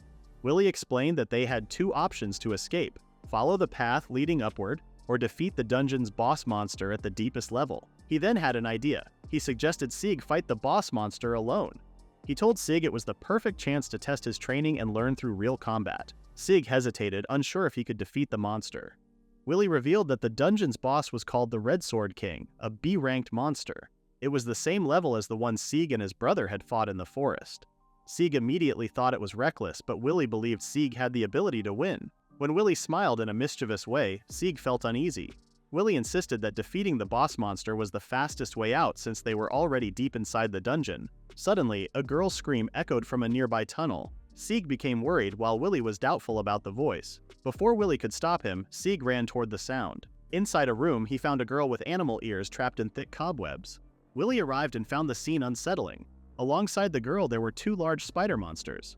Willie turned to Sieg and asked if he was ready to prove the results of his training. Sieg used his appraisal eyes and discovered that the spider monsters had advanced earth magic. Without warning, the spiders shot out thick, sticky threads. Willie quickly grabbed Sieg and dodged the attack. He told Sieg to aim for the spider's eyes and joints because those were their weak spots. He reminded Sieg to attack like he did in training, but with more force this time. Sieg already knew which element to use against the earth-attributed spiders. He used Wind/Hurricane to cut off the monster's limbs. Willie praised him, but Sieg suddenly warned that another spider was coming. Without even looking, Willie casually blocked the attack. With a quick flick of his wrist, he easily chopped the spider into pieces. He felt a little bad for killing Sieg's practice target. Sieg, however, was truly impressed by his uncle, who seemed to have no blind spots or weaknesses. Willie then reminded Sieg that they needed to rescue the others. He cut down the spider threads, and Sieg used wind magic to support the falling thread cases and the girl inside. He helped the girl and asked if she was okay. As the girl opened her eyes, something suddenly rushed past Sieg. A bald man in heavy armor appeared, holding the girl in his arms. Sieg couldn't believe he had let his guard down. The rescued people called the girl Her Grace, and she in turn called the other girl Dia. They were relieved to see each other safe. The girl was happy that Dia was unharmed but pointed out that her ears were showing. The bald man guessed that her magic tool had broken. It seemed to be a secret between the three of them. Sieg wondered if having visible ears was a bad thing. To help, he offered his cape to cover Dia's head. The bald man then asked who Sieg was. Sieg hesitated, but Willie stepped forward and introduced them as simple travelers. However, the bald man noticed the Magesta Magic Corps badge on Willie. Dia confirmed that Sieg and Willie had helped her, and the bald man expressed his gratitude. Willie downplayed his role, saying that Sieg had done most of the work. The bald man then thanked Sieg for his bravery. Willie also mentioned that they had rescued 2 more people. The bald man asked about the others, but Willie said it was best if they didn't see. The other thread cases contained only clothes and armor. He explained that dungeons absorbed bodies a few hours after death. The spiders' cocoons drained their victims' energy until they died. Looking sorrowful, the bald man said he should at least bring back their belongings to their homeland. Dia called those who had died patriotic knights who never hesitated to give their lives for their country. Sieg felt guilty for not realizing it sooner, but Leah assured him it wasn't his fault since they had been prepared for it. Even so, Sieg could see that she was shaken, so he offered her some cookies. He told her they were delicious and even joked that they weren't poisoned. Dia looked sad, but when she took a bite, her expression brightened. She found the cookie tasty, which made Sieg happy. He encouraged them to have more. However, the other girl hesitated, saying she wasn't as important as Dia. Just then, a bald man apologized for making Dia wait and informed her that he had finished gathering the knights and their belongings. He also mentioned that a member of the Magic Corps had set up a tent for them to rest. He added that the surviving knights had something to share. Sieg was surprised to learn that his uncle had something useful with him all along. Dia thanked the bald man for his efforts. She also thanked Sieg for the cookies and apologized for the late introduction. She then introduced herself as Diana von Estonia, the 3rd princess of Estonia. Sieg was shocked to realize she had been a princess all along. Meanwhile, Willie noticed traces of magic in the damaged barrier. He assumed this was why he had sensed a battle nearby. He also felt that there was something odd about the clue he had just discovered. Later, inside the tent, the Estanian knights, Camille and Daniela, said they were already feeling better. Dia also introduced her maid Emma. The bald man was Pascal von Balsmude, a count in Estonia. Dia said Pascal was the person she trusted the most. Willie mentioned that he had heard of the famous knight Count Balsmude. At the same time, Pascal had also heard of the well-known red magician from the Magic Corps. He figured it out from Willie's red hair and the fact that he was from the Magic Corps. After seeing the Abel family crest, he became even more certain. Diana was surprised that both of them were from the Abel family. Willie then formally introduced himself as the vice commander of the 3rd Magic Corps, and introduced Sieg as his nephew, another member of the Abel family. With introductions out of the way, Willie asked why the princess and her group had ended up in the lower levels of the dungeon. Dia explained that they had used a teleportation stone for a diplomatic mission, but instead they were suddenly transported into the dungeon and trapped in cocoons. Sieg realized it was the same thing that had happened to them. Pascal said that if the princess remained missing for too long, it could become a national crisis. However, they didn't have the right equipment or enough people to escape the dungeon. Knowing that Willie came from a powerful and well-known family, Pascal asked for his help. Sieg agreed, saying they had the same goal, and asked his uncle to assist them. Willie had expected his nephew to say that, but he had one condition. He pulled out a strange-looking contract and told them they must promise not to reveal anything they saw in the dungeon related to Sieg. He wanted them to swear by it using a magical contract. Camille was shocked to see a contract demon book in person. He exclaimed that it was extremely powerful because it was the highest-ranking binding magic tome, and it had no limit to how it punished those who broke its terms. It would even kill the violator. Camille couldn't believe Willie was demanding something so extreme. He also couldn't believe Willie would risk using such a dangerous contract on a princess. Willie admitted that it was a harsh request, but since they would be traveling together, the condition could not be changed. No matter who they were, even if they were royalty, he couldn't allow anyone to learn anything about his nephew. Diana understood and agreed to Willie's terms. Pascal tried to stop her, but she was determined to prevent more people from getting hurt. She declared that she was their princess and was willing to risk her life for them. Willie called her strong, but Sieg asked him not to take things too far. However, Diana didn't mind. To her, the fact that the Abel family was willing to protect them already meant a lot. She also guessed that Sieg was the gemstone of the current generation. Willie responded with a sharp look. Sieg, confused, asked why he was called the gemstone. Willie had no choice but to explain. He told Sieg that this was finally his chance to learn that he was more special than he thought. Willie admitted that Sieg held a unique position in the Abel family. Sieg already knew that Willie's ability to assess others was far beyond normal, so he had no choice but to believe him. Diana then asked for the contract book, but Sieg told them to wait. He felt it was unfair that only their conditions were being forced onto him. He asked if Diana had any secrets of her own and suggested making a contract with her as well. Willie warned that it wasn't necessary, but Sieg was willing to take the risk. Otherwise, he wouldn't be able to fully join them. Diana was surprised. After thinking for a moment, she removed Sieg's cape from her head. She revealed her ears and tail, shocking even her own knights. Willie assumed this was the appearance of Senzoge, returning to the ways of her ancestors. Diana confirmed that her clan carried non-human blood, and once in a long while a human was born with those traits. However, such people were rarely seen because of discrimination. She explained that she usually hid her true appearance using a magic tool, but it had broken during the recent attack. She didn't want people to know about her ability to return to her ancestors because it could weaken the royal family's authority. Her condition was simple. No one was allowed to reveal her secret unless she did so herself. Sieg agreed to the terms. Willie warned him not to reveal anything under any circumstances. Sieg promised he wouldn't let Diana or her family be sad. Willie sighed, knowing his nephew was his greatest weakness. In the end, he decided to change the punishment in the contract from death to memory loss. Diana thanked Sieg for stepping in. Willie then finalized the contract. The black paper floated in the air and split into several pieces matching the number of people present. Each piece entered the person it was assigned to. Sieg asked if that completed the contract. Willie reminded everyone to keep everything a secret. Camille swore to do so for the princess's sake, while Daniela remained silent, looking worried. Pascal then asked if Willie would now cooperate with them. Willie confirmed and promised to help them cross the dungeon safely. As the adults shook hands, Sieg told Diana he hoped they would make it out alive together. Diana agreed and shook his hand. Watching them, Willie thought he was doing this for Sieg's sake, but he had also added a few hidden conditions in the contract. Noticing the broken barrier magic stone, he realized that someone had set it up before they arrived in the dungeon. The purpose was clear: to prevent interference until Diana's entire group was wiped out. Trusting his instincts, he felt certain of this. Now, he only needed to figure out who among them was the traitor. As Sieg slept soundly, Willie spoke to someone and assured them that he would take care of things on his end. He also asked them to contact Gilbert to make sure everything related to Sieg was handled smoothly.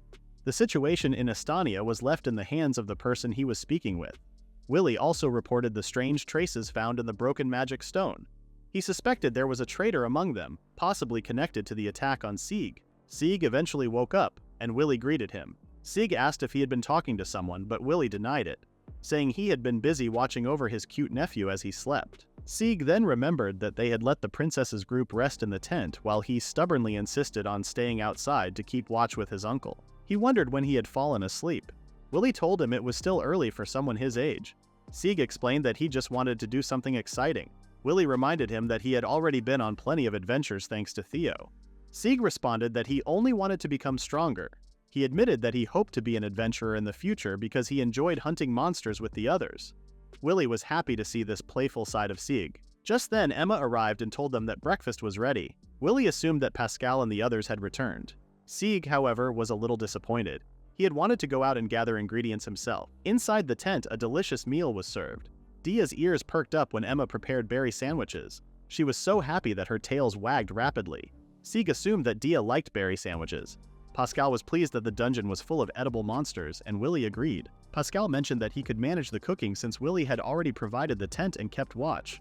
Emma also thanked Willie for the kitchen and emergency food supplies. Sieg gave his berry sandwiches to Dia. Surprised, Dia asked how Sieg knew she liked them. Sieg simply pointed at her excited tail. Embarrassed, Dia asked if he found it annoying, but Sieg said it suited her. Camille, however, got upset, thinking Sieg was insulting the princess.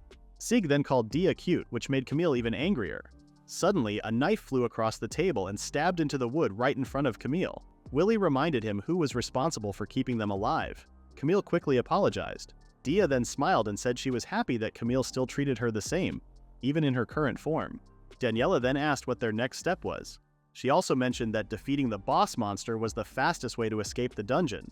Willie used his search magic and shared that they were currently on floor 23, with the boss monster waiting on floor 25. He then created a hologram to display the dungeon floors and the expected monsters, including the boss, the Red Sword King. Camille was shocked that Willie could detect the enemies ahead. Willie explained that he couldn't determine the terrain, only the monsters based on his observations. Pascal said that was more than enough, as knowing the creatures in a wide area was already impressive. As always, Willy seemed amazing in Sieg's eyes.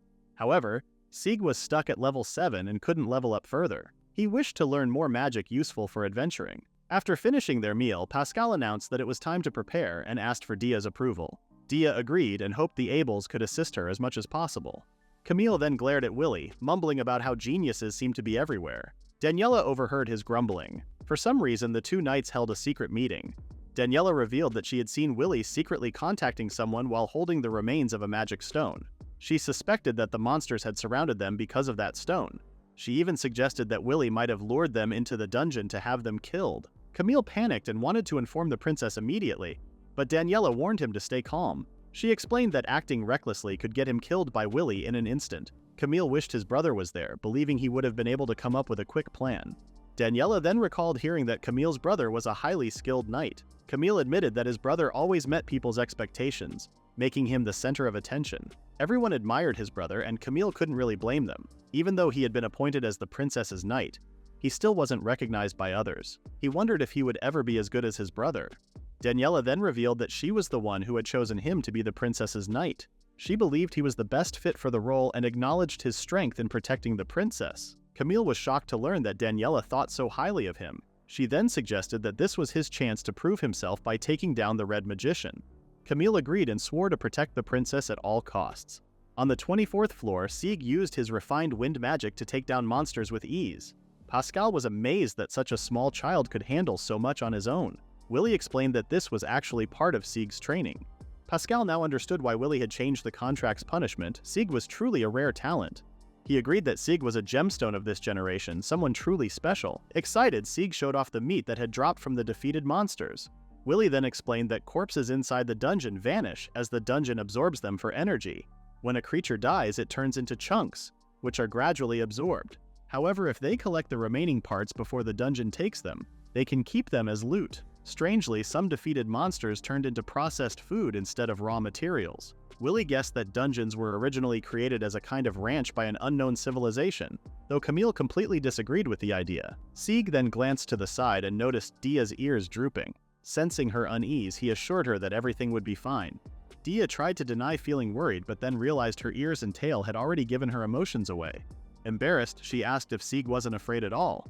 Sieg admitted that he was scared too, but at the same time he wanted to grow stronger. He wanted to protect the people he loved and avoid getting hurt because of his own weaknesses. That was why he fought. Dia smiled and called him a fine man. Sieg, however, laughed and said he was just trying to sound cool. He had always loved the idea of adventuring in the outside world. His fear of monsters was slowly being replaced by his excitement for the unknown. He then shared that he had spent most of his life locked inside the mansion. Hearing this, Dia felt sad. She could relate. She had spent most of her time in the royal palace. While she was grateful to be protected, she couldn't help but feel jealous whenever she saw children running around freely outside. Sieg could see how sad the princess was. Wanting to cheer her up, he suggested they run around for the day and enjoy the beauty of the place without the monsters. He pointed out the mysterious landscape and asked if she wanted to check out the unknown fruits and the nearby spring. Dia immediately said she did. Sieg then reached out his hand, inviting her to explore with him, and promised to protect her no matter what. Camille tried to stop them, but Willy assured him there were no more monsters nearby. Pascal agreed not to interfere with the kids, but asked Emma to stay close to them. He had never seen the princess this happy before and hoped Sieg would be a good friend to her. Willy agreed, believing the two would get along well. Sieg and Dia went on their little adventure, examining the strange fruits and visiting the spring. There they spotted a small monster that looked confused, but Pascal quickly took it down before Sieg could even draw his sword. After that, they enjoyed a relaxing lunch together. Later they discovered a treasure chest, but it turned out to be a tricky trap. Camille, who had been keeping a close watch on Sieg for leading the princess around, finally eased up a little. Before long, the group reached the lowest level of the dungeon. A large door stood before them, leading to the dungeon boss. Camille immediately suggested taking down the monster and heading home, but Willy told him to relax. Everyone was tired, and facing a B-ranked monster in that state would be dangerous. He recommended resting first and dealing with the dungeon boss the next day, especially since he wanted his dear nephew to recover. Sieg, however, suspected that his uncle wanted him to face the dungeon boss alone. Willy then reminded everyone that it was their last night in the dungeon, but warned them to stay alert and keep their spirits up. For some reason, hearing those words made Dia feel a little sad. That night, Dia asked Sieg if he had some time to spare. She wanted to talk to him alone and had already gotten permission from Emma and Pascal as long as she stayed near Sieg. Sieg didn't mind, but he hesitantly glanced at his uncle. Willy didn't like the idea of leaving them alone in a dungeon. However, when Dia pleaded with him, saying this might be the last time she would ever see Sieg, he finally relented. To ensure their safety, he cast ice cage and monitoring magic on them. While he wouldn't be able to see or hear their conversation, he would know immediately if anything happened. Sieg then suggested going to a spot he had noticed earlier, and Dia eagerly asked him to lead the way. As he watched the children walk off, Willy recalled how Sieg had managed to protect himself from surprise attacks before. He felt confident in his nephew's abilities. For now, he focused on Emma and Pascal, who were cleaning the cooking utensils, while the knights patrolled the area. He knew this was the perfect moment for the traitor to make their move, and he had to catch them at all costs. Meanwhile, Daniela quietly pulled out several magical tools. Camille, noticing her actions, asked what they were. Daniela explained that they were necessary for protecting the princess. Among them was a magic stone that could help conceal their actions. She claimed it would allow them to trap the Red Magician. She then handed Camille the magic tool and the stone, instructing him to follow her lead. She insisted that this was all to protect the princess. They had only one chance, and she was certain they could eliminate the Red Magician, the one they believed to be the true culprit. The kids arrived in a place where the night sky had 2 moons. The ground looked like an old battlefield, with swords still stuck in the earth. Dia found the scene beautiful and Sieg was happy that she liked it. Not wanting to stand while talking, Sieg created something from the ground. When Dia asked what it was, Sieg simply said it was something comfortable, like a sofa. They both lay down on the beanbags and sank into them. Dia felt so relaxed that she forgot why she had come to talk to him in the first place. After a moment, she expressed her admiration for Sieg, even though they were the same age. She thanked him for all the help he had given her. Sieg, however, said he was still learning since there were many things he couldn't do yet. He remembered his uncle calling him a special existence in the Abel family. Then, Sieg thought of something else and asked if Dia had heard about the gemstone. Dia admitted she didn't know much. She only knew that the Abel family was one of the supporters of the Mangesta kingdom's founding. As a reward, they were given the title of Marquis. Since the king's second son had married into the Abel family, they also became known as the Second Royal Family. Sieg recalled hearing similar things from his uncle before. Dia guessed that the gemstone was something the Abel family had protected for generations. She believed it was their family treasure. She explained that gemstone was a title given to the heirs of certain families. With a powerful house like the Abels, they would never forgive anyone who dared to harm their treasure. Many people wondered what kind of power the Abels' treasure had that made them guard it so closely, but no one truly knew. Sieg wondered if he was really that valuable. Was he truly the Abel family's treasure? Dia said that was all she knew and assumed someone would explain it to Sieg in the future. Sieg apologized for asking something difficult, but Dia didn't mind. She understood that keeping secrets meant carrying great responsibility. She was the same way. Sieg agreed, realizing they were more alike than he had thought. Hearing that, Dia asked Sieg to call her by her name without any formal titles. Sieg tried but still used honorifics. Dia, frustrated, shouted at him to be more casual. Sieg was startled, and Dia quickly apologized for getting too excited. Then, Sieg asked what she had originally wanted to talk about. Dia admitted that she just wanted to be friends with him. Even though Sieg knew she was a rare case of someone resembling her ancestors, he still treated her like a normal person. Because of him, she had come to see adventuring as something fun and exciting. The time she spent with him had been truly enjoyable. When she returned to Estonia, she would have to go back to being a princess and wouldn't be able to experience this kind of fun again. But for now, she wanted to enjoy their time together as friends. She wanted to spend the rest of their adventure in the dungeon just as 2 equals, not as a princess and a noble. Sieg understood how serious she was and casually called her name. He admitted that he also wanted to be friends, not because she was a princess, but because they were the same age. He had fun being around her, especially watching her tail move. He didn't want to stop talking to her, so he promised to find a way to send letters and see her again. He truly wanted to meet her once more. Rising at 5 years old, confirmed. Diana felt happy and hoped they would meet again. Her beauty under the night sky left Sieg speechless. He didn't know what to say, but he was sure Diana would grow into a beautiful woman someday. Meanwhile, Willy looked around and found the locations of the kids, Pascal and Emma. However, he couldn't sense the knights. He assumed they were the traitors and had already moved. What shocked him more was that they had a powerful magic tool that blocked his magic. Suddenly, a magic stone shattered nearby and Willy realized it was a presence blocker. He quickly checked his monitoring magic and spotted Sieg nearby. Then he saw someone running and decided to chase after them. It was Camille, carrying Sieg. Willy wondered why they had taken Sieg instead of the princess. His face darkened as he swore not to forgive them for harming Sieg. He rushed toward Camille but only found Sieg lying on the ground. When he checked, he realized it wasn't really Sieg. It was a doll disguised as him. At that moment, Willy understood that the knight's real target was him. Before he could react, the doll exploded. Camille took cover and then checked to see if Willy was buried under the rubble. When he saw what had happened, he celebrated, thinking he had defeated the Red Magician. However, he was suddenly betrayed. Daniela stabbed him in the back, saying he was no longer useful to her. She couldn't believe he never found her suspicious. She was glad that someone as foolish as Camille had survived among the knights because the others would have been harder to manipulate. Camille weakly asked if she had been lying all along. Daniela confirmed it without hesitation. She admitted that everything she had told him was a lie. She never recommended him, never planned to protect the princess, and the plan to kill everyone had been hers from the start. She also called the magic tool she received useful, seeing someone like Camille had been able to defeat the powerful Red Magician. Now, only children and an old warrior remained, and no one could stop her anymore. Camille tried to stop her, but Daniela pushed his hands away in disgust. She mocked him, calling him poor and brainless, saying his only purpose was to die in the dungeon so the dungeon itself could take care of everything. She declared that the princess and her group would disappear soon. She also mentioned that Camille's brother was still out there, and that no one would mourn his death. With that, she walked away, leaving Camille to lose consciousness as he slowly died. A short while ago, Sieg and Dia heard a loud explosion. Sieg assumed something had happened and quickly ran back to the camp. When they arrived, they saw that the final door was wide open. Pascal and Emma asked if they were okay. Dia wanted to know what was going on, but Pascal didn't have an answer. They had only heard the sounds of battle outside the tent. Emma explained that the tent had been sealed with magic earlier, but Pascal broke the seal to escape. At that moment, Willy's ice cage shattered, shocking Sieg. He immediately worried about his uncle. Then Daniela appeared, injured, and explained that they had been attacked earlier. She believed the attacker was the one who had lured them into the dungeon. According to her, the culprit had escaped into the boss's room, and Willy and Camille had gone after them. She suggested that they follow, and Pascal agreed. Daniela also asked Dia to come along, saying they couldn't rule out any suspects yet. Sieg reassured Dia, promising to protect her. The group entered the final room, where the dungeon boss sat calmly on its throne. Seeing it alone, Sieg and Pascal asked where the others were. Suddenly, Daniela started laughing and took off her hair tie. The door slammed shut and dark vines spread across it, locking them inside.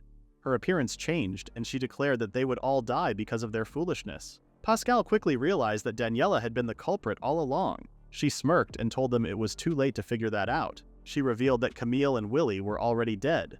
Sieg refused to believe her, but she didn't care. The fact remained that neither of them had returned. Daniela then threw a sharp object at the dungeon boss. Strangely, the boss began trembling.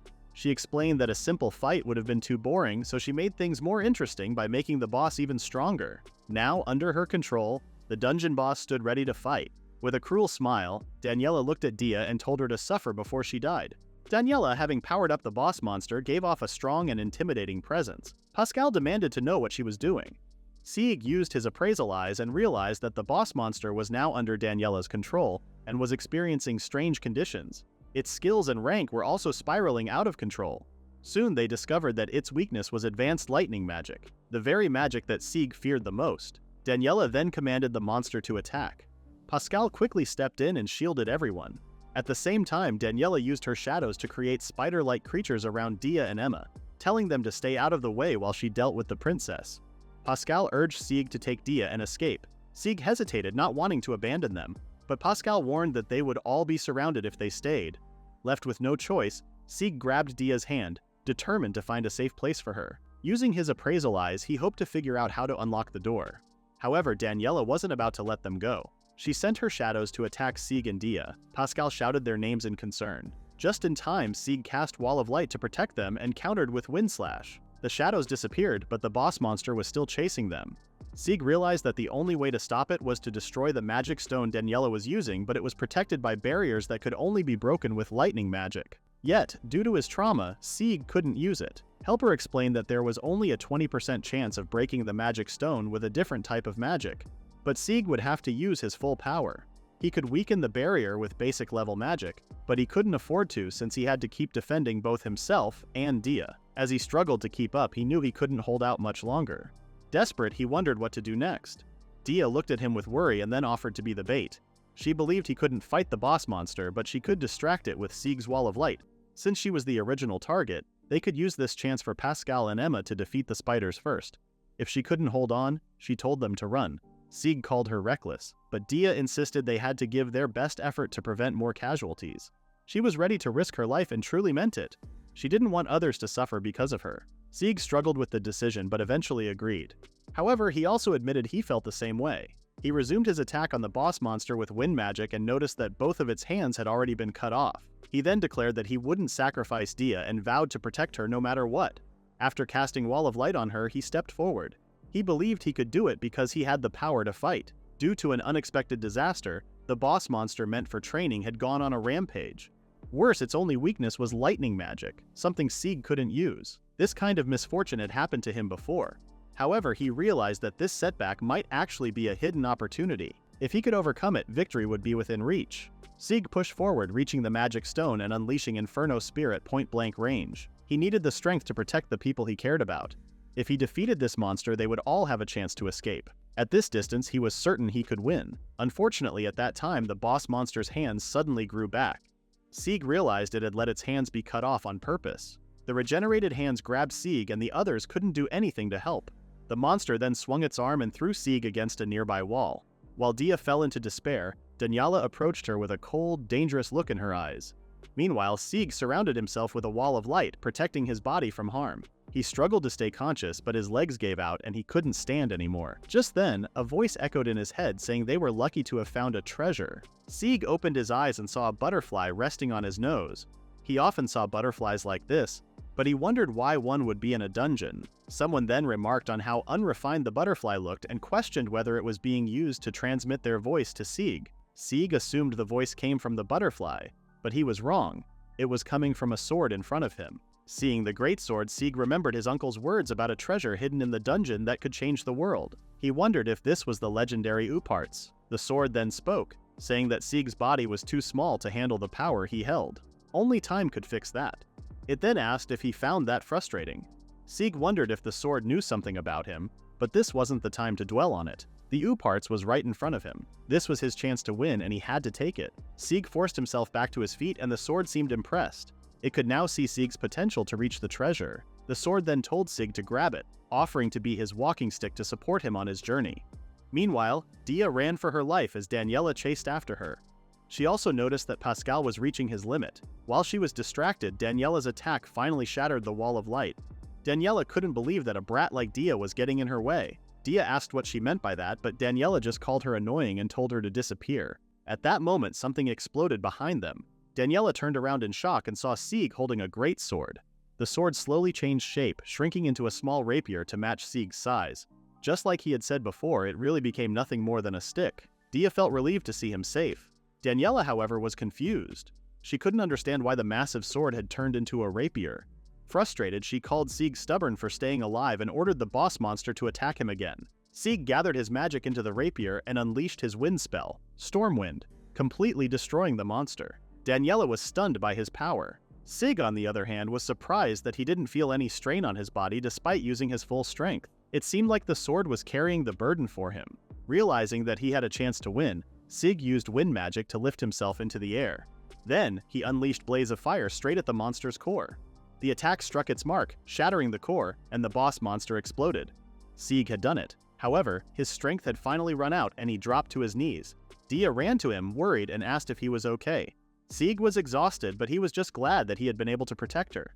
Daniela stomped her foot in frustration. She complained that things were not going well, even though she had used the magic tools.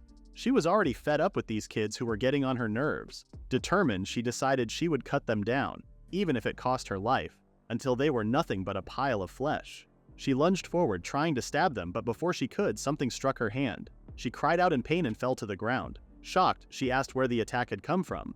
At that moment, the sealed door busted open and a figure emerged from the swirling dust. A furious voice echoed through the room. Willy's. He demanded to know what Daniela was doing. With each step, his presence grew heavier, his magic filling the air. He finally appeared, injured but standing strong, carrying Camille on his shoulder. Daniela was left speechless. Willy's eyes burned with anger as he asked once again what she was doing to the treasure he held dear. She couldn't believe the red mage was actually alive. He gathered some magic in his hand and hurled it at the monsters surrounding Pascal and Emma. Pascal was shocked, but before he could react, Camille crashed into him, thrown by Willy. Willie then said he had forgiven Camille even though he was a traitor because Sieg would be sad if he died. Pascal was stunned to learn that Camille had also betrayed them. Daniela tried to stay calm by reminding herself that the enemy was injured. She decided to use all her magical tools, believing she could defeat the Red Mage. But with just a wave of his arm, Willie easily destroyed her attacks. She was in disbelief. None of her attacks worked on him. Panicking, she turned to run, but in an instant she was trapped in ice. Willie told her he wouldn't let her escape after hurting Sieg. He couldn't believe she was trying to kill him with simple tools. He made it clear that magic tools created by his own country couldn't be used to defeat him. Daniela was shocked that Willie could tell she was using equipment made by Mangesta. Willie confirmed it, explaining that the magic stone she used came from their magic school. He found it strange that a traitor from Estonia had possession of it. On top of that, she was using a tool that wasn't even available on the market. Daniela insisted that it should have been impossible for him to know, but Willie just laughed, saying he had already figured everything out. Then, with a snap of his fingers, an ice spike pierced through Daniela's leg. He revealed that he had been investigating the magic school to uncover its secrets. Rather than listening to Daniela explain, he preferred to find out for himself. Pointing more ice spikes at her, he declared that he only needed her head. Feeling trapped, Daniela reached for something at her waist. A blinding light flashed, and suddenly she was gone from the ice prison. Willie turned and saw her standing by the portal to the surface, which had appeared after the boss monster was defeated. Daniela glared at him, vowing not to forget this, and called him a monster. Willie tried to stop her, but it was too late. His ice spikes hit nothing but air. He was shocked at how she had used a teleport stone to escape. If he had stayed calm, he could have handled it properly. But his head had lost too much blood for him to think clearly. Seeing his uncle arrive and with Daniela gone, Sieg realized that everything was over. He then lost consciousness, which made Dia worry. Willie reassured her that Sieg had just used too much magic and that his life was not in danger. Dia thanked Willie for his help, but he felt disappointed in himself for not doing more. He mentioned that he was late once again. When Dia asked what he meant, he brushed it off and said it was nothing. He then suggested they join Pascal to help heal everyone's injuries, saying that both he and Sieg would recover after some treatment. For now, he decided to let Sieg get the rest he needed. Sieg was deep in his thoughts when he heard someone calling his name. He felt a warm, gentle, and nostalgic feeling. It seemed like the voice of someone he loved. When he opened his eyes, he saw his mother smiling at him while holding him in her arms. Sieg was confused. Leah smiled and said that Sieg had really grown. She remembered when he was small enough to fit in both of her hands. She was happy to see him grow up healthy and strong. She apologized for surprising him and said this was her last chance to talk to him. Sieg started to tear up and hugged Leah. He apologized for not noticing anything and for not trying to help. Leah told him it wasn't his fault and explained that her illness couldn't be cured by his powers. She said it was a curse. Sieg asked what she meant. Instead of answering directly, Leah told him she had something to give him. She had been keeping it safe for a long time. She explained that its power had been protecting her until the right person like Sieg arrived to take on the responsibility. Now it was his turn to protect it. It was their family's greatest treasure. Sieg wondered if it was the Abel's treasure. Leah admitted she hadn't wanted to give it to him because she wanted him to live freely without being tied down, but she knew it was their destiny and she had no choice but to entrust it to him. Sieg then asked his mother what exactly the Abel's treasure was. Leah said they needed to talk about their god first. She explained that their god came from the realm of gods and created the human world. This god loved the world so much that he often visited and spent time with humans. One day, a war broke out in the realm of gods to decide its ruler. Even though the creator hated conflict, he was pulled into the battle and lost his power. If his power was taken away completely, the human world could be destroyed and remade, which he feared. To stop this, the creator sacrificed his soul, the source of his power, and hid it in the human world. The fragments of his soul became the U-parts, mixed with divine objects and scattered in different places. To protect them, dungeons were formed. The creator gave the most important part of his soul to a trusted benefactor, who passed it down through generations. The ones chosen to guard this core were the Abel family, Sieg and Leah. Leah never heard anything more about the creator after that. She claimed that this story had been passed down only to the head of the Abel family.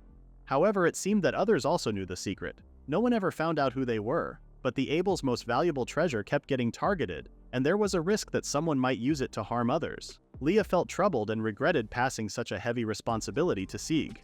Sieg remained silent the entire time. Concerned, Leah asked him what was wrong. He then called her a kind mother, even in death.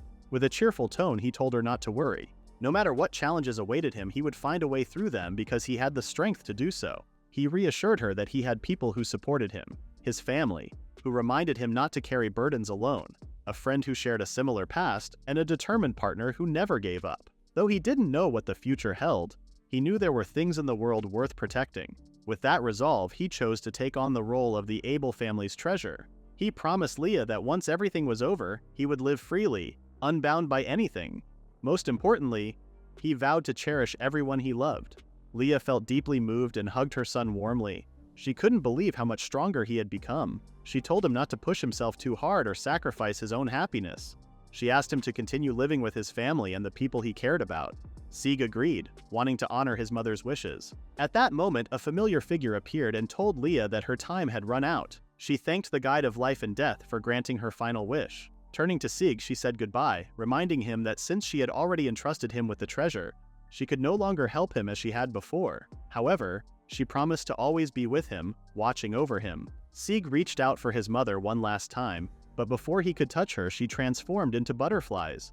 As she faded away, she told Sieg to remember her whenever he saw a white butterfly. She promised to always be by his side. Sieg reached out for Leah one last time, but when he opened his eyes, he was back to reality. A white butterfly hovered above him. Suddenly, Haku appeared in his view and body slammed him. Haku was relieved that Sieg had woken up. Theo and Gilbert soon arrived, asking how he was feeling. Sieg said he was fine and mentioned that he had been having a good dream. Then he asked if they were back on the surface. Gilbert confirmed that they had just arrived after Willie provided the location. He also assured Sieg that the Princess of Estania was safe and that the knights were keeping watch. Sieg asked why. Gilbert then explained that a rebellion had broken out in the Kingdom of Estania, and Dia was suspected of being the mastermind.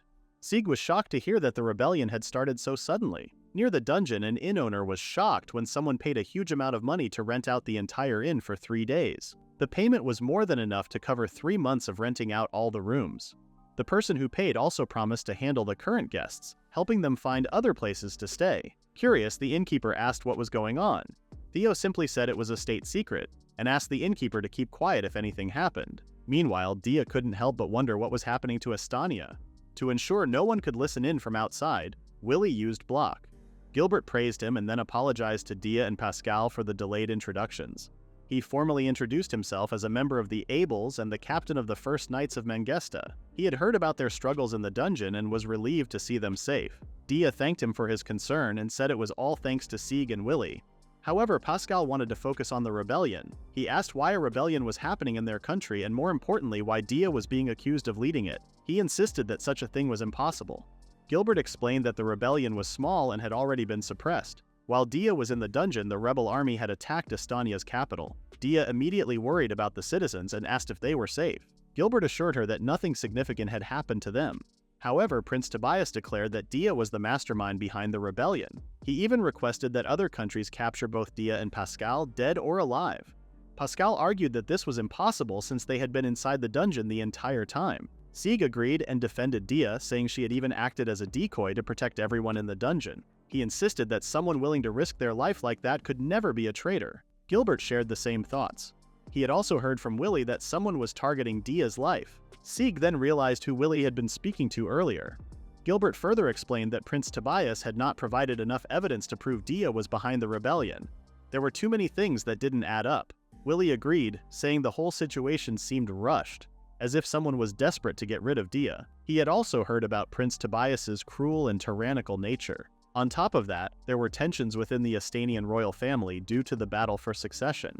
He wondered how many countries actually believed the prince's accusations. Gilbert then reminded him to be careful with his words, as they were speaking in front of the princess.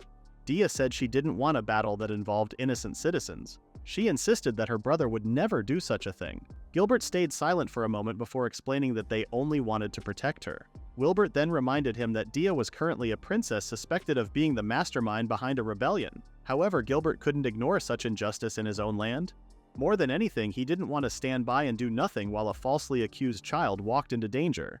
Since Willie was already on Dia's side, he decided to help as well. He also mentioned that this incident was somehow connected to their own investigation. If they could gain the support of a princess and a count, it would also benefit their family. Besides that, he couldn't ignore Sieg's feelings, knowing how sad he would be if his first friend was left to suffer alone.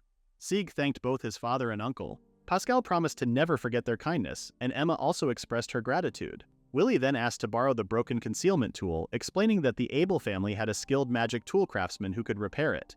That way, Dia could continue hiding. Willie relied on his brother, and Gilbert asked the same when reporting to the Magesta royal family. He explained that negotiations were necessary to get official approval for protection, but given the current situation, they might lack the necessary materials. Willie had his concerns, but when he looked at the two innocent children in front of him, an idea suddenly came to him. His smirk showed that he had thought of something clever. If things went well, he might even ask Dia and her group for help. He told them to go to the Abel family's mansion and stay hidden there until the situation settled down. He apologized for the inconvenience, but Dia said she was already grateful for their help and sincerely thanked them. Willie then said he had other matters to take care of. Sieg asked what he meant, but Willie simply replied that he needed to speak with one more person. Meanwhile, Camille remembered how Daniela had used him and then abandoned him.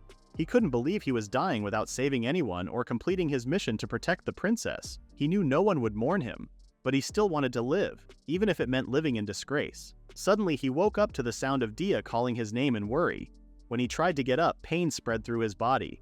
Dia told him not to push himself, and Pascal warned her not to move away from Camille. Diana felt relieved that he was still alive. Just then, Willie appeared and told Camille that his wounds hadn't fully healed yet. He said he had questions about the attempted assassination of the princess. He also warned that Mangesta knights had surrounded the area, making escape impossible. Sieg noticed the difference in the way his uncle spoke to him compared to the others. He wondered if this was the commanding presence of the 3rd Magic Corps captain. Camille swore that he wouldn't run. He sincerely apologized for what had happened in the dungeon, admitting that attacking the Red Mage had been his foolish mistake. He knew that bowing his head wouldn't fix anything, but he was ready to accept any punishment and answer any questions. However, he didn't have much information to share. Willie was pleased that Camille wasn't just a reckless fool, which made the interrogation easier. Willie then asked how long Camille had been working with Daniela.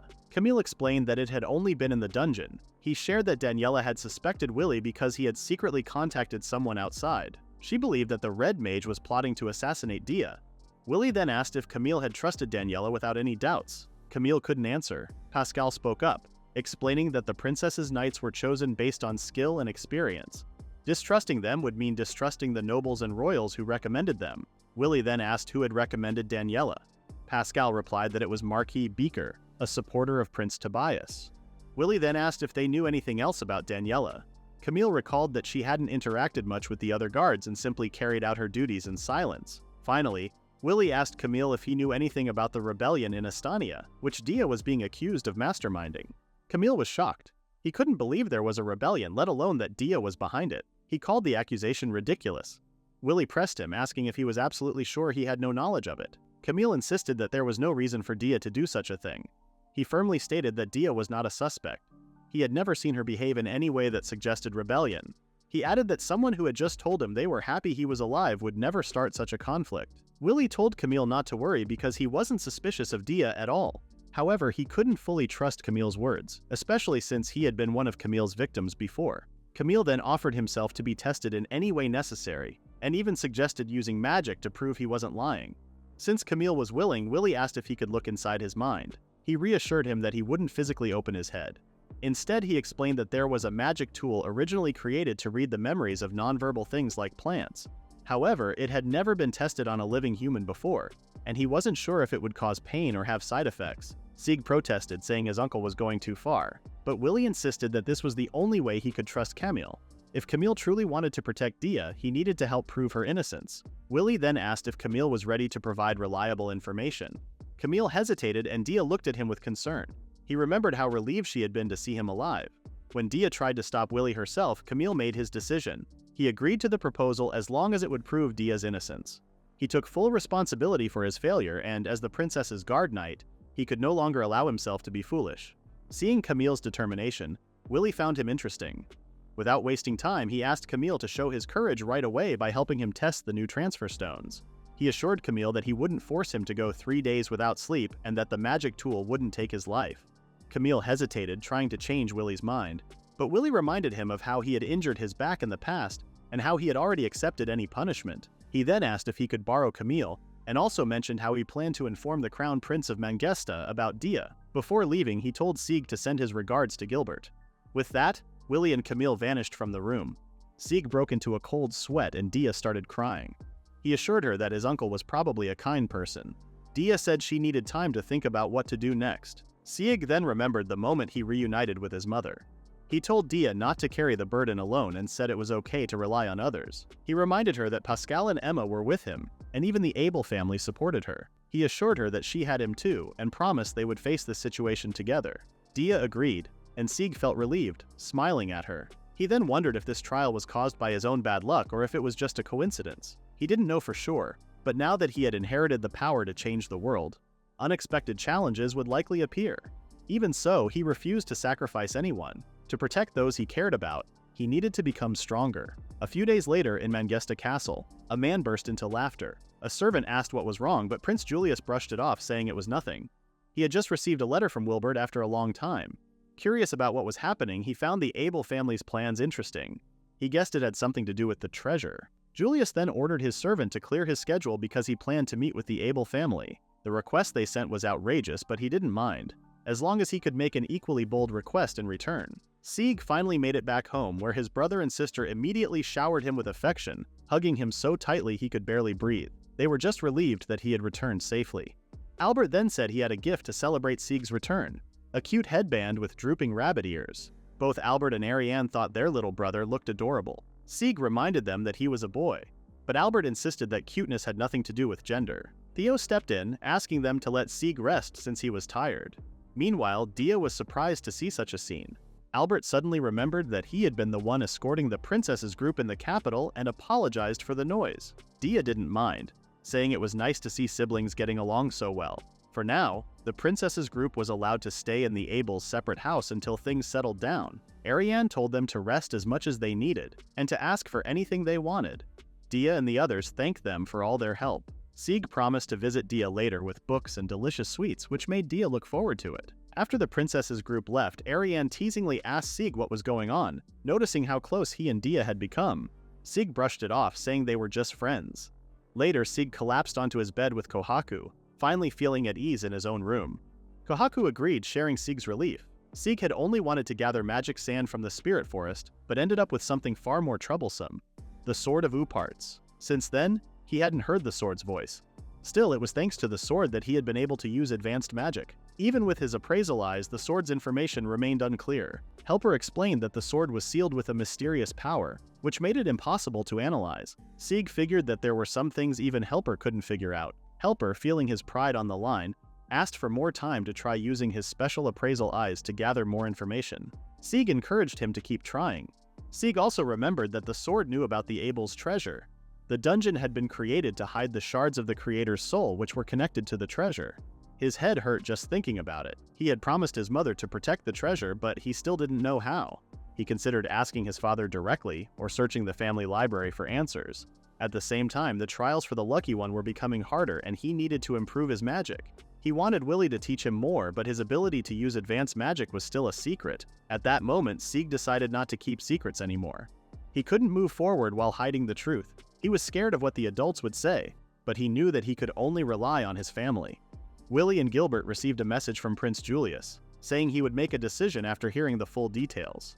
For now, they needed to explain the situation to the prince, who handled diplomatic matters. Willie reassured his worried brother, telling him to leave the negotiations to him, especially since Julius had a habit of digging into unpleasant details. Soon they met Julius, who was relaxing in the garden. Willie apologized for making him wait, but Julius didn't mind. He said he had been looking forward to hearing an interesting story. Julius mentioned that he found Willie's letter amusing, though Willie didn't remember writing anything funny. The prince admitted he had a lot of questions but wanted to focus on the main objective first. He asked why the Abels chose to protect Dia, even if it meant turning against Estania. More importantly, he wanted to understand why Willie was trying so hard to win Princess Diana's favor, and whether there was something in Estania valuable enough to justify that effort. Willie was impressed that Julius figured out so much from the letter alone. Willie explained that his goal was to gather more information about the magic school in Estania. Julius questioned why he needed information about their own magic school in Estania. Willie revealed that assassins from Estania had been using magic tools from the school. He reminded the prince that the magic school was supposed to be an impenetrable fortress and a secure educational institution, making it impossible for outsiders to steal magic tools. This led Willie to believe that someone from the school was secretly supplying magic tools to Estania, which he wanted to uncover.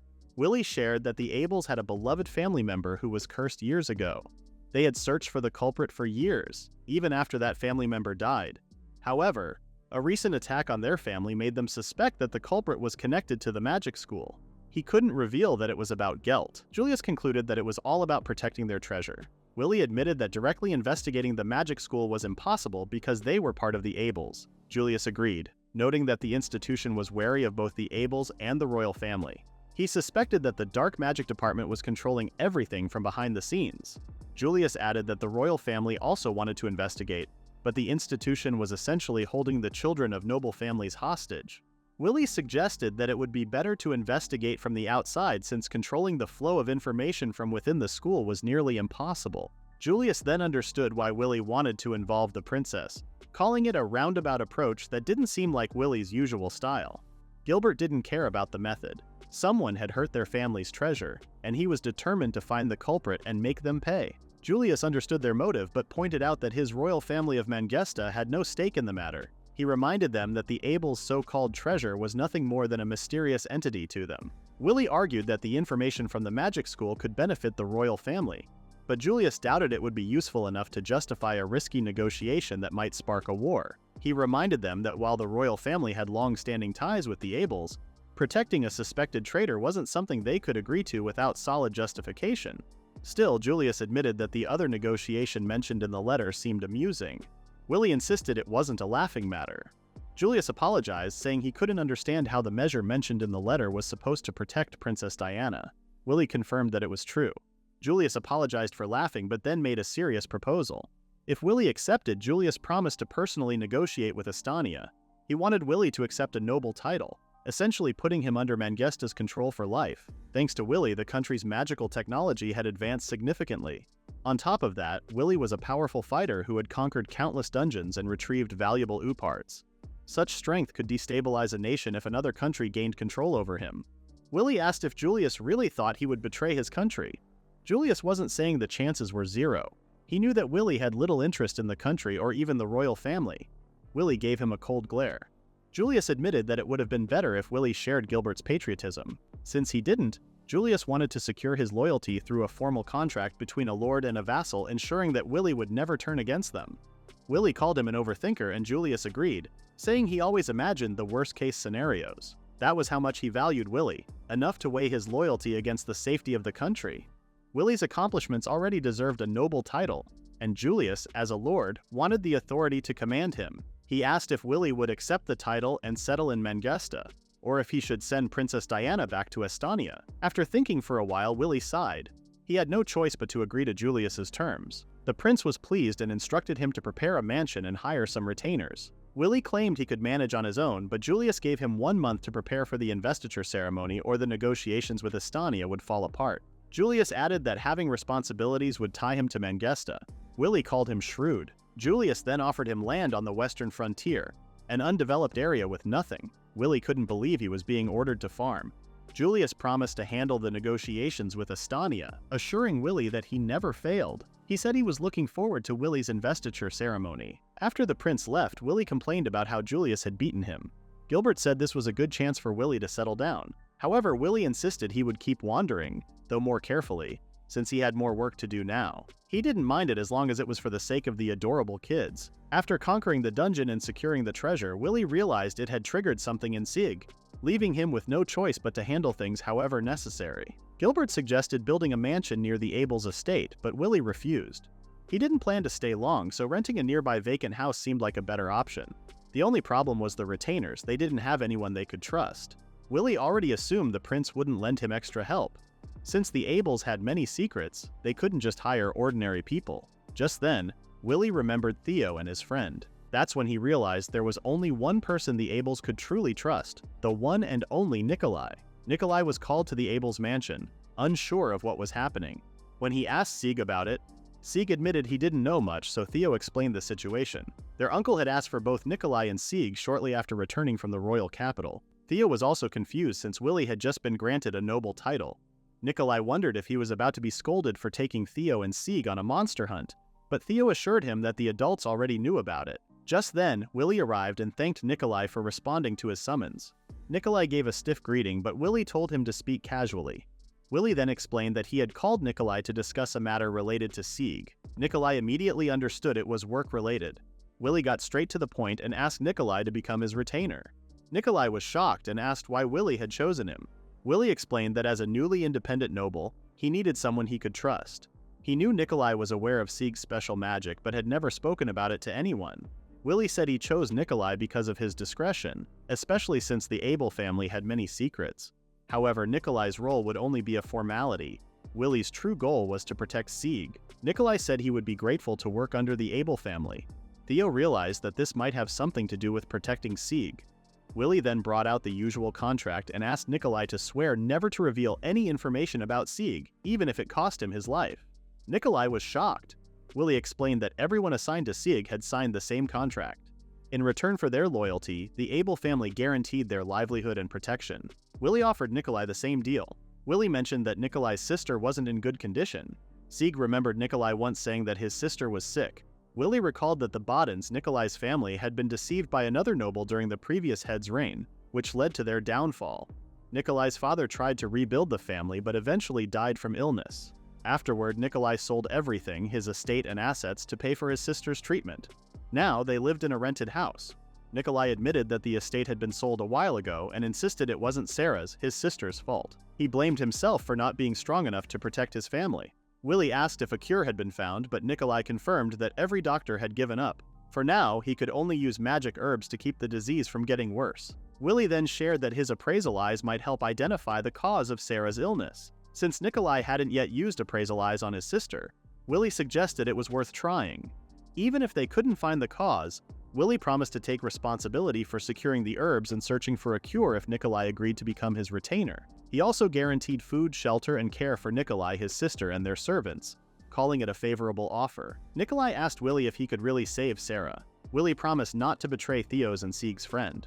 Without hesitation, Nikolai immediately decided to become Willie's retainer. Theo warned him about Willie's contract, which could even take a person's life. But since Nikolai was someone who always took risks, he didn't hesitate to sign the contract with his blood, determined to save his sister no matter the cost. Willie couldn't really recommend such a mindset. Nikolai was confused by his reaction, but Willie told him not to worry since the negotiations were over. Willie felt relieved that things had gone smoothly and looked forward to working with Nikolai from then on. As Willie left the room, Nikolai mentioned how surprised he was to become Sieg's bodyguard. Sieg was equally surprised and jokingly asked if Nikolai would start calling him master. Sieg asked him not to. He wondered if taking in Nikolai as a retainer had something to do with the negotiations with Estonia. Everything seemed complicated. Nikolai then thought about how to explain things to his sister and the servants about what he had just agreed to. Just then, Theo called out to Nikolai and asked to speak with him.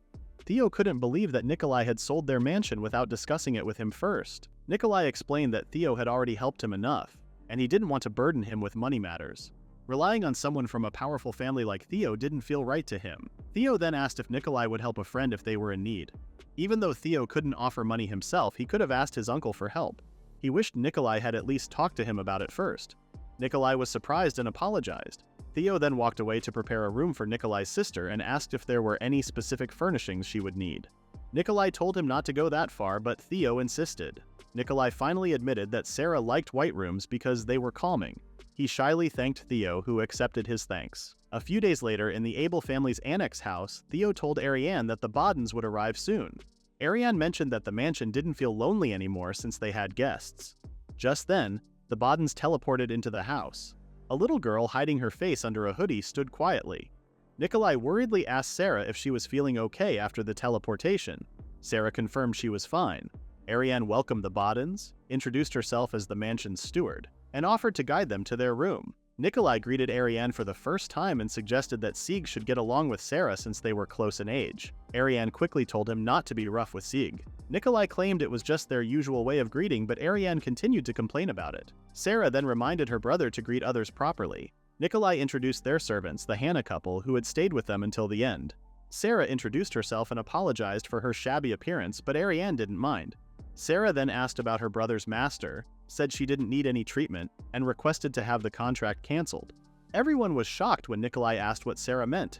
Sieg also asked what was wrong. Sarah said the Abel's kindness was wonderful, but she couldn't accept the sacrifice her brother would have to make. Nikolai reassured her that he was fine and it wasn't a big deal. He insisted that he would do anything for her. Sarah refused and begged her brother not to do anything. As she tried to leave, she tripped on her robe. Sieg caught her and noticed dark spots on her face. Sarah quickly covered herself and Sieg apologized.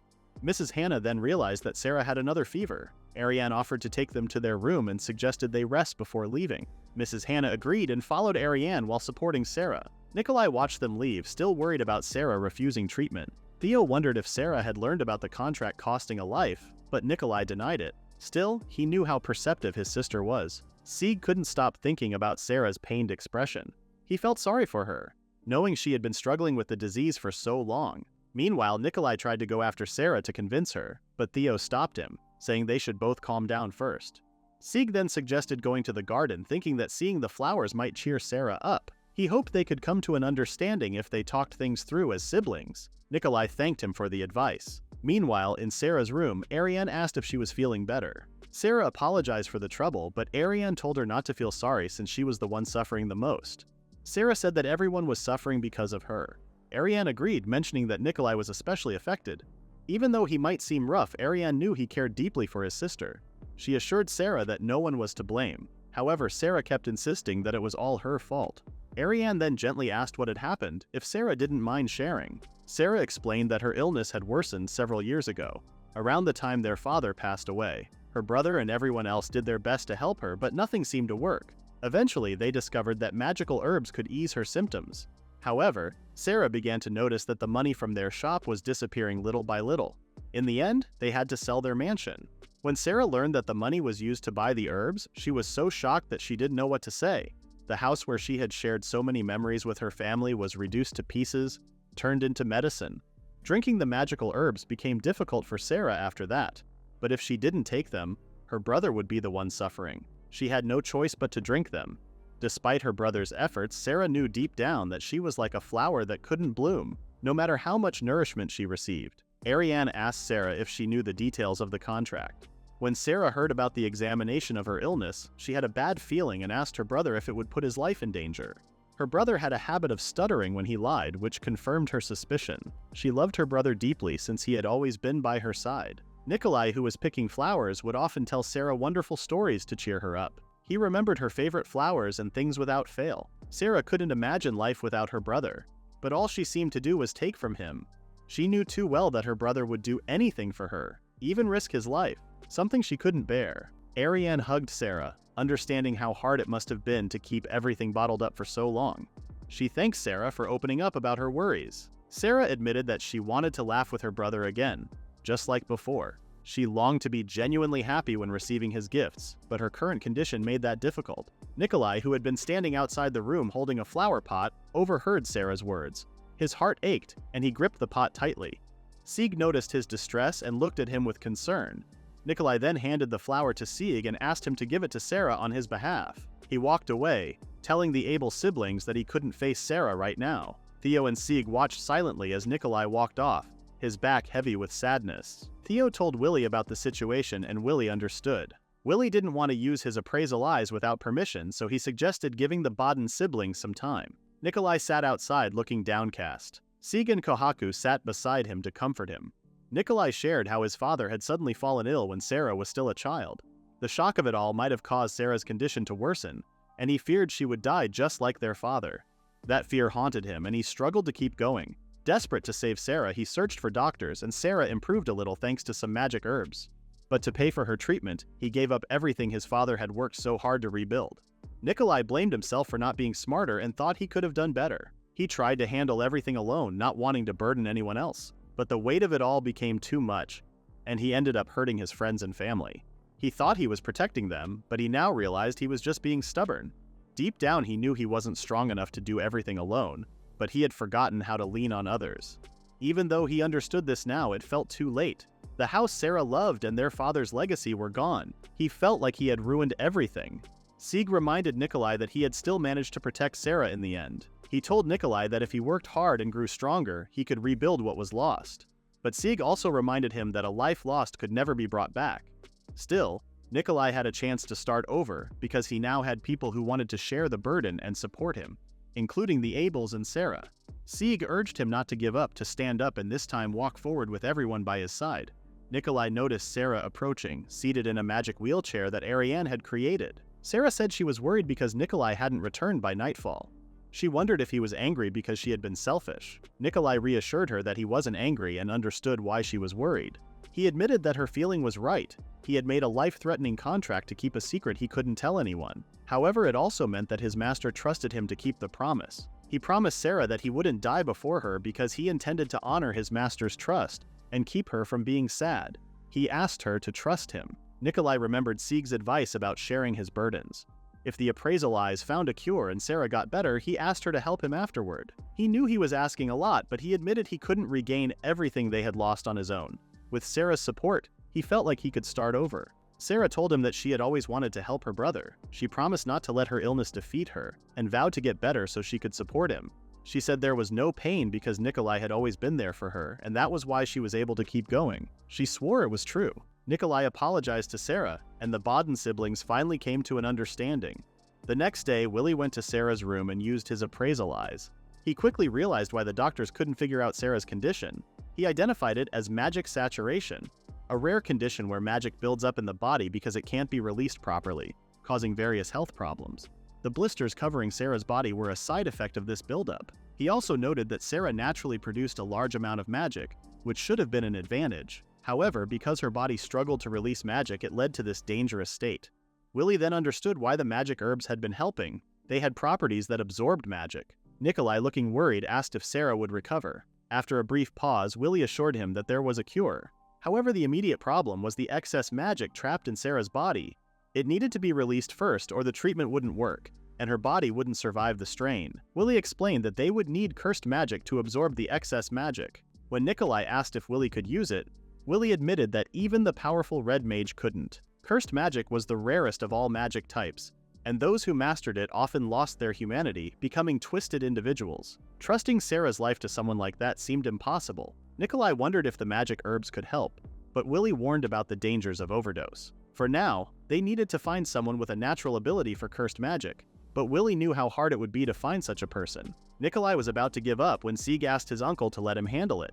Willie looked confused, but Sieg quickly said he could help find someone who could save Sarah. Nikolai doubted that such a person even existed, but Sieg insisted there was and asked them to trust him. Nikolai figured Sieg was suggesting they keep searching until they found someone. He then asked Willie what he could do to help. Willie told Nikolai to stay by Sarah's side while he searched for a cursed magic user. He also reminded them to use the correct dosage of magical herbs, since overdosing could be dangerous. Sieg realized there was no point in keeping secrets anymore. He approached his uncle and admitted he had something to tell him. Sieg hesitated, struggling to find the right words, but eventually confessed that he possessed advanced magic attributes, including cursed magic. Willie was shocked but remained calm and asked Sieg if he could appraise him. Sieg agreed, saying he wouldn't hide it anymore. He then unlocked everything, and Willie's eyes widened in disbelief. Sieg apologized for keeping it a secret, explaining that he didn't want to burden his family. But now that Sarah needed help, he couldn't stand by and do nothing. He wanted to see everyone smile again and believed he had the power to make that happen. Willie burst out laughing, saying he always had a feeling about Sieg but never thought he had everything. He couldn't believe Sieg had managed to hide things from his appraisal eyes and asked how long he had been doing it. Willie guessed it had been since Sieg was born. Seeing his uncle's sly grin, Sieg struggled to find the right words. He didn't know if he should tell Willie about his appraisal eyes, the helper system, or his past life. Willie apologized for getting carried away. He admitted that Sieg was more special than he expected, and might be a mysterious being like himself. Sieg felt uneasy after hearing his uncle's confession. Willie admitted that he also had secrets he couldn't share with his own family. He understood what it was like to keep things hidden, and told Sieg to share his secrets only when he was ready. Willie said there would be a time for them to reveal their secrets to each other, but now wasn't that time. Sieg couldn't help but feel that his uncle was just like him, someone carrying a hidden truth. Willie returned to the main topic about using cursed magic and told Sieg that he should train first. Sieg asked his uncle to train him so he could master it. Willie warned him not to rush since using cursed magic required a great sacrifice from the user. He believed Sieg could learn on his own without direct guidance. Willie admitted that he didn't want his nephew to learn such dangerous magic, but seeing Sieg's determination, he agreed to teach him since it would be safer that way.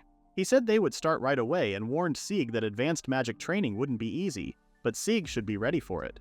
Sieg promised to do his best. He felt scared, but relieved that he had told his uncle about his long-kept secret. Willie seemed mysterious right now, but Sieg knew he had to focus on the current problem. He didn't want to regret not using his power again and swore to save someone this time. Meanwhile, Willie received a message from Mangesta's royal family. It stated that Julius had already started negotiating with Estonia. Willie wondered how Estonia would respond to their proposal. In Estonia's royal palace, Prince Tobias lashed out at a servant after reading a letter. He couldn't believe that Dia was being protected by Mangesta instead of being returned. He angrily questioned what connection Dia had with Mangesta and the Abel family. The servant explained that other members of the royal family suggested inviting Dia and those from Mangesta to Estonia for another round of negotiations. With the martial arts tournament approaching, they likely wanted to avoid making the situation worse. Prince Tobias suddenly remembered that the tournament was coming up. A plan formed in his mind. He would invite those from Mangesta and eliminate the Abel family, along with Dia. A few days later, Sarah sat quietly as Ariane helped her get dressed. Sarah apologized for the trouble, but Ariane said it was fine since she rarely got the chance to dress someone up. As the only girl among her siblings, she used to dress up Sieg when they were younger, but he had been avoiding her lately. Helping Sarah now made Ariane feel like she had a little sister, which made her happy. Sarah quietly murmured that she felt the same, but when Ariane asked what she said, Sarah brushed it off. Ariane then mentioned that it was finally time for Sarah's treatment. Her uncle had managed to find the curse mage quickly, just as she expected. Sarah asked if things would go well, and Ariane reassured her that she would soon become a strong girl who could support her brother. She told Sarah to believe in everyone and to do her best. Sarah promised that she would definitely change.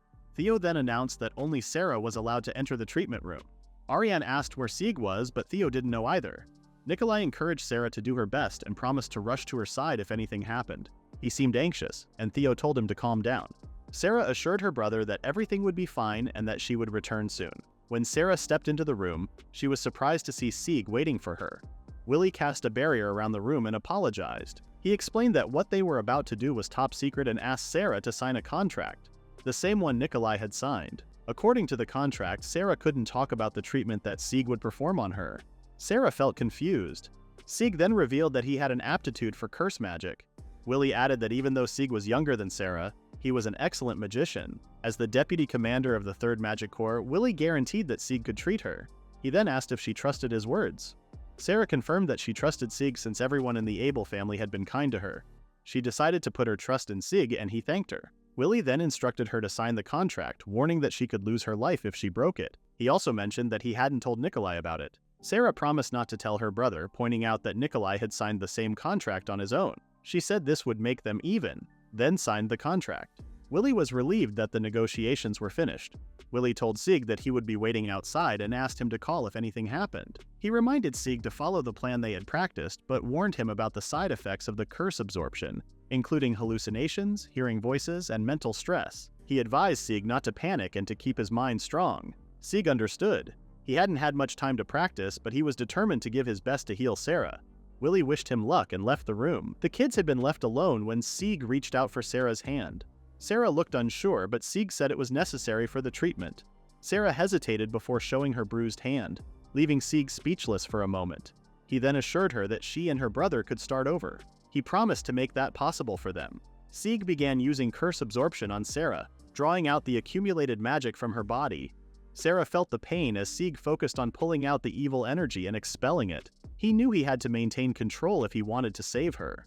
Suddenly, Sieg started hearing voices telling him that someone who killed his own mother couldn't possibly save Sarah. The expelled magic took the form of his older brother, Gelt. Gelt mocked Sieg, calling him weak and unworthy of such power. He claimed Sieg didn't deserve the supreme treasure and threatened to take it for himself. Gelt demanded Sieg's life. Sieg realized these were just side effects, but the feelings they stirred were real. He noticed Sarah trembling and understood she was scared. Enduring curse absorption was painful, and the uncertainty of whether she would truly be cured must have made her anxious. But Sieg remembered how Sarah believed in him. He couldn't afford to show fear now. Gelt might represent his weakness, but Sieg knew he couldn't lose. Right now, he was using his magic to save Sarah. Even if his magic was imperfect and unstable, he was the only one who could do it. He refused to repeat the mistakes of the past. This time, he would save someone. Fueled by pure determination, Sieg shattered the hallucinations. A bright light surrounded him and Sarah. When Sarah opened her eyes, she saw the glow around them. Sieg touched her cheek and assured her it was over. She was now safe. Nikolai waited nervously in front of the door. Theo approached him and handed him the flowers Nikolai had meant to give to Sarah. He told Nikolai it would be best if he gave them to her himself. Nikolai still felt anxious, but Theo reassured him that Sarah would be fine. Just then, the door opened and Nikolai quickly turned around. Sarah appeared, smiling brightly as she greeted her brother. She showed them that the swelling and dark spots were completely gone. When she noticed the flowers, Nikolai explained that he had meant to give them to her. Sarah took the flowers and smiled, happy that her brother remembered her favorite ones. She exclaimed how happy she was. Nikolai was too stunned to respond. He lowered his head as tears began streaming down his cheeks. Overwhelmed with relief, he started to cry. Sarah then gave her brother a warm hug. Sieg took a peek while Willie suggested giving the Bodden siblings some space and time. He explained that Sarah's treatment had just begun, but if she managed to get through the rehab and training, she would become a reliable supporter for her brother. Sieg agreed. Willie then asked if Sieg was feeling okay since he had used a lot of magical power, which should have caused serious side effects. Sieg assured him that he managed to get through it somehow. At that moment, Sieg realized he hadn't run away from his brother's shadow this time. He promised himself that if he ever met his brother in person again, he would face him properly. Willie was relieved that his issue with finding a vassal was solved. He had already bought a mansion, and the only thing left was his conferment as a noble. He also told Sieg that Dia's concealment magic tool had been repaired, and asked him to deliver it to her. Willie mentioned that he had something important to discuss with them. Later, in the annex mansion, Dia was finally able to hide her true appearance. She thanked Willie for his help. Willie brushed it off, saying he only wanted her to attend his conferment ceremony. Dia was confused about being invited, but Willie confirmed it and mentioned that he had something important to discuss with both her and Sieg. Sieg admitted that he didn't know about it yet. Willie then revealed that the plan he was proposing was crucial for protecting Dia. He suddenly asked Sieg to get engaged to Dia. The proposal shocked both of them, making them scream in surprise and confusion. On the day of Willie's title conferment ceremony, people were talking about the engagement between Sieg and Dia. They were curious since Dia was rumored to be a princess planning to start a rebellion, while Sieg was the youngest of the Abels who had never appeared in public before. Everyone wondered if the two would show up at the ceremony. The Abel family finally entered the hall with Willie leading the way. Dia followed closely behind Sieg. Willie waved to the crowd, Gilbert kept his usual serious expression, and Ariane looked around the room. Albert and Thea walked behind them, followed by Frau and Nikolai. Dia noticed the whispers about her and responded with a calm, elegant smile. Sieg admired how composed she remained despite the tense atmosphere. Her dignified presence seemed to draw everyone's attention. Sieg felt unworthy standing next to her but reminded himself not to get intimidated. After all, he was now Dia's fiancé. In a flashback, Willie had told the kids not to worry since the engagement was only a cover. It was a strategy to protect Dia, who was currently being targeted. If the conflict involved the Estanian royal succession, Prince Toby's might back off since marrying someone from another country would cost Dia her place in the succession. Dia understood the situation right away, which relieved Willie. He had shared his plan to announce the engagement during his title conferment ceremony. Sieg realized how quickly the situation had escalated, and worried that Dia might feel uncomfortable being engaged to him. However, Dia had accepted the plan without hesitation, which surprised Sieg. Dia was also concerned about causing trouble for Sieg, but Sieg reassured her that it wouldn't be a problem. He was willing to go through with the fake engagement if it meant protecting an important friend. Though the idea of being engaged flustered him, Sieg knew this was his way of helping her. Willie expected the two to accept his plan since he had already informed the other side. Since they were already comfortable with each other, he told the kids to act normally and everything should be fine. Back in the present, Dia worriedly asked if Sieg was okay. Sieg said he was just thinking about something. He apologized for making things complicated and promised not to cause her trouble again. Dia assured him she was fine. The gathering continued and Nikolai was already complaining about how uncomfortable his uniform was. He asked if he could take it off, but Theo told him to dress properly since he was now their house's attendant. Nikolai understood but admitted that he never liked stiff clothes. He regretted not wearing his armor instead. Meanwhile, Frau was getting close to Ariane, who looked flustered. Ariane remembered that Frau was her uncle's friend. Frau said she had always wanted to meet Ariane after hearing about her from Willie, but she couldn't mention that she had been watching over Ariane since she was a child. Frau explained that she was invited over after helping Willie and Sieg escape from the dungeon. Ariane thanked her for that. Frau proudly said she had used telepathy to contact Willie and inform Gilbert about the situation. When Ariane asked what she meant by telepathy, Frau quickly said it was the power of bonds, forgetting that only people contracted with spirits could communicate through telepathy. Meanwhile, Willie gave Kohaku a shiny cape and a bracelet. Kohaku was happy. Willie explained that the bracelet was a magical charm to keep away bad people. Kohaku proudly showed off his new accessories to Sieg. Sieg thought they looked cool and thanked his uncle. Just then, Sieg's grandfather Herbert and his Aunt Louise arrived to greet him. The last time Sieg had seen them was when he was still a baby. He greeted them and they were happy to see how much he had grown. After hearing about Sieg's magic abilities, Louise said she was looking forward to seeing them in action. Herbert then turned his attention to someone else. Dia greeted them and said it was an honor to meet them. She apologized for the trouble caused by the rumors about the rebellion in her country. Herbert told her not to worry since they had already heard about what happened in the dungeon. Louise added that they never doubted her. They reminded Dia that it was their choice to offer help, so she didn't need to feel guilty. Dia thanked them for their kindness. Gilbert then asked his father if Gelt would be coming. Herbert said he had sent a letter but got no response. Gilbert said he had done the same but hadn't heard back. Sieg remembered that their grandpa had taken Gelt in. Louise complained about the magic school keeping Gelt there, even when Leah was alive. She said they had to negotiate with the school many times just to let Gelt see Ria, and even then, it was hard to arrange. She understood that the school didn't want to disrupt Gelt's studies, but she felt it was too much to keep a parent from seeing their child. Herbert said it was different this time because Gelt himself had refused the invitation. After Leah's funeral, Gelt swore never to return home. Theo mentioned that he and Ariane never saw Gelt at school, even though they had used search magic. Ariane explained that special students like Gelt were separated from ordinary ones like them. Willie commented that the magic school was known for keeping secrets, which he found frustrating. Prince Julius then joined the conversation, reminding them that anyone with magical abilities was required to attend the magic school. He mentioned that Sieg would eventually enroll there and suggested investigating the school beforehand. Sieg quickly bowed his head in greeting. Julius told him not to be so formal and mentioned that he had heard things from Willie. He then stared at Sieg in silence. Feeling uneasy, Sieg wondered why the prince was looking at him with suspicion. Julius chuckled, amused by how easily children's expressions changed when they were stared at.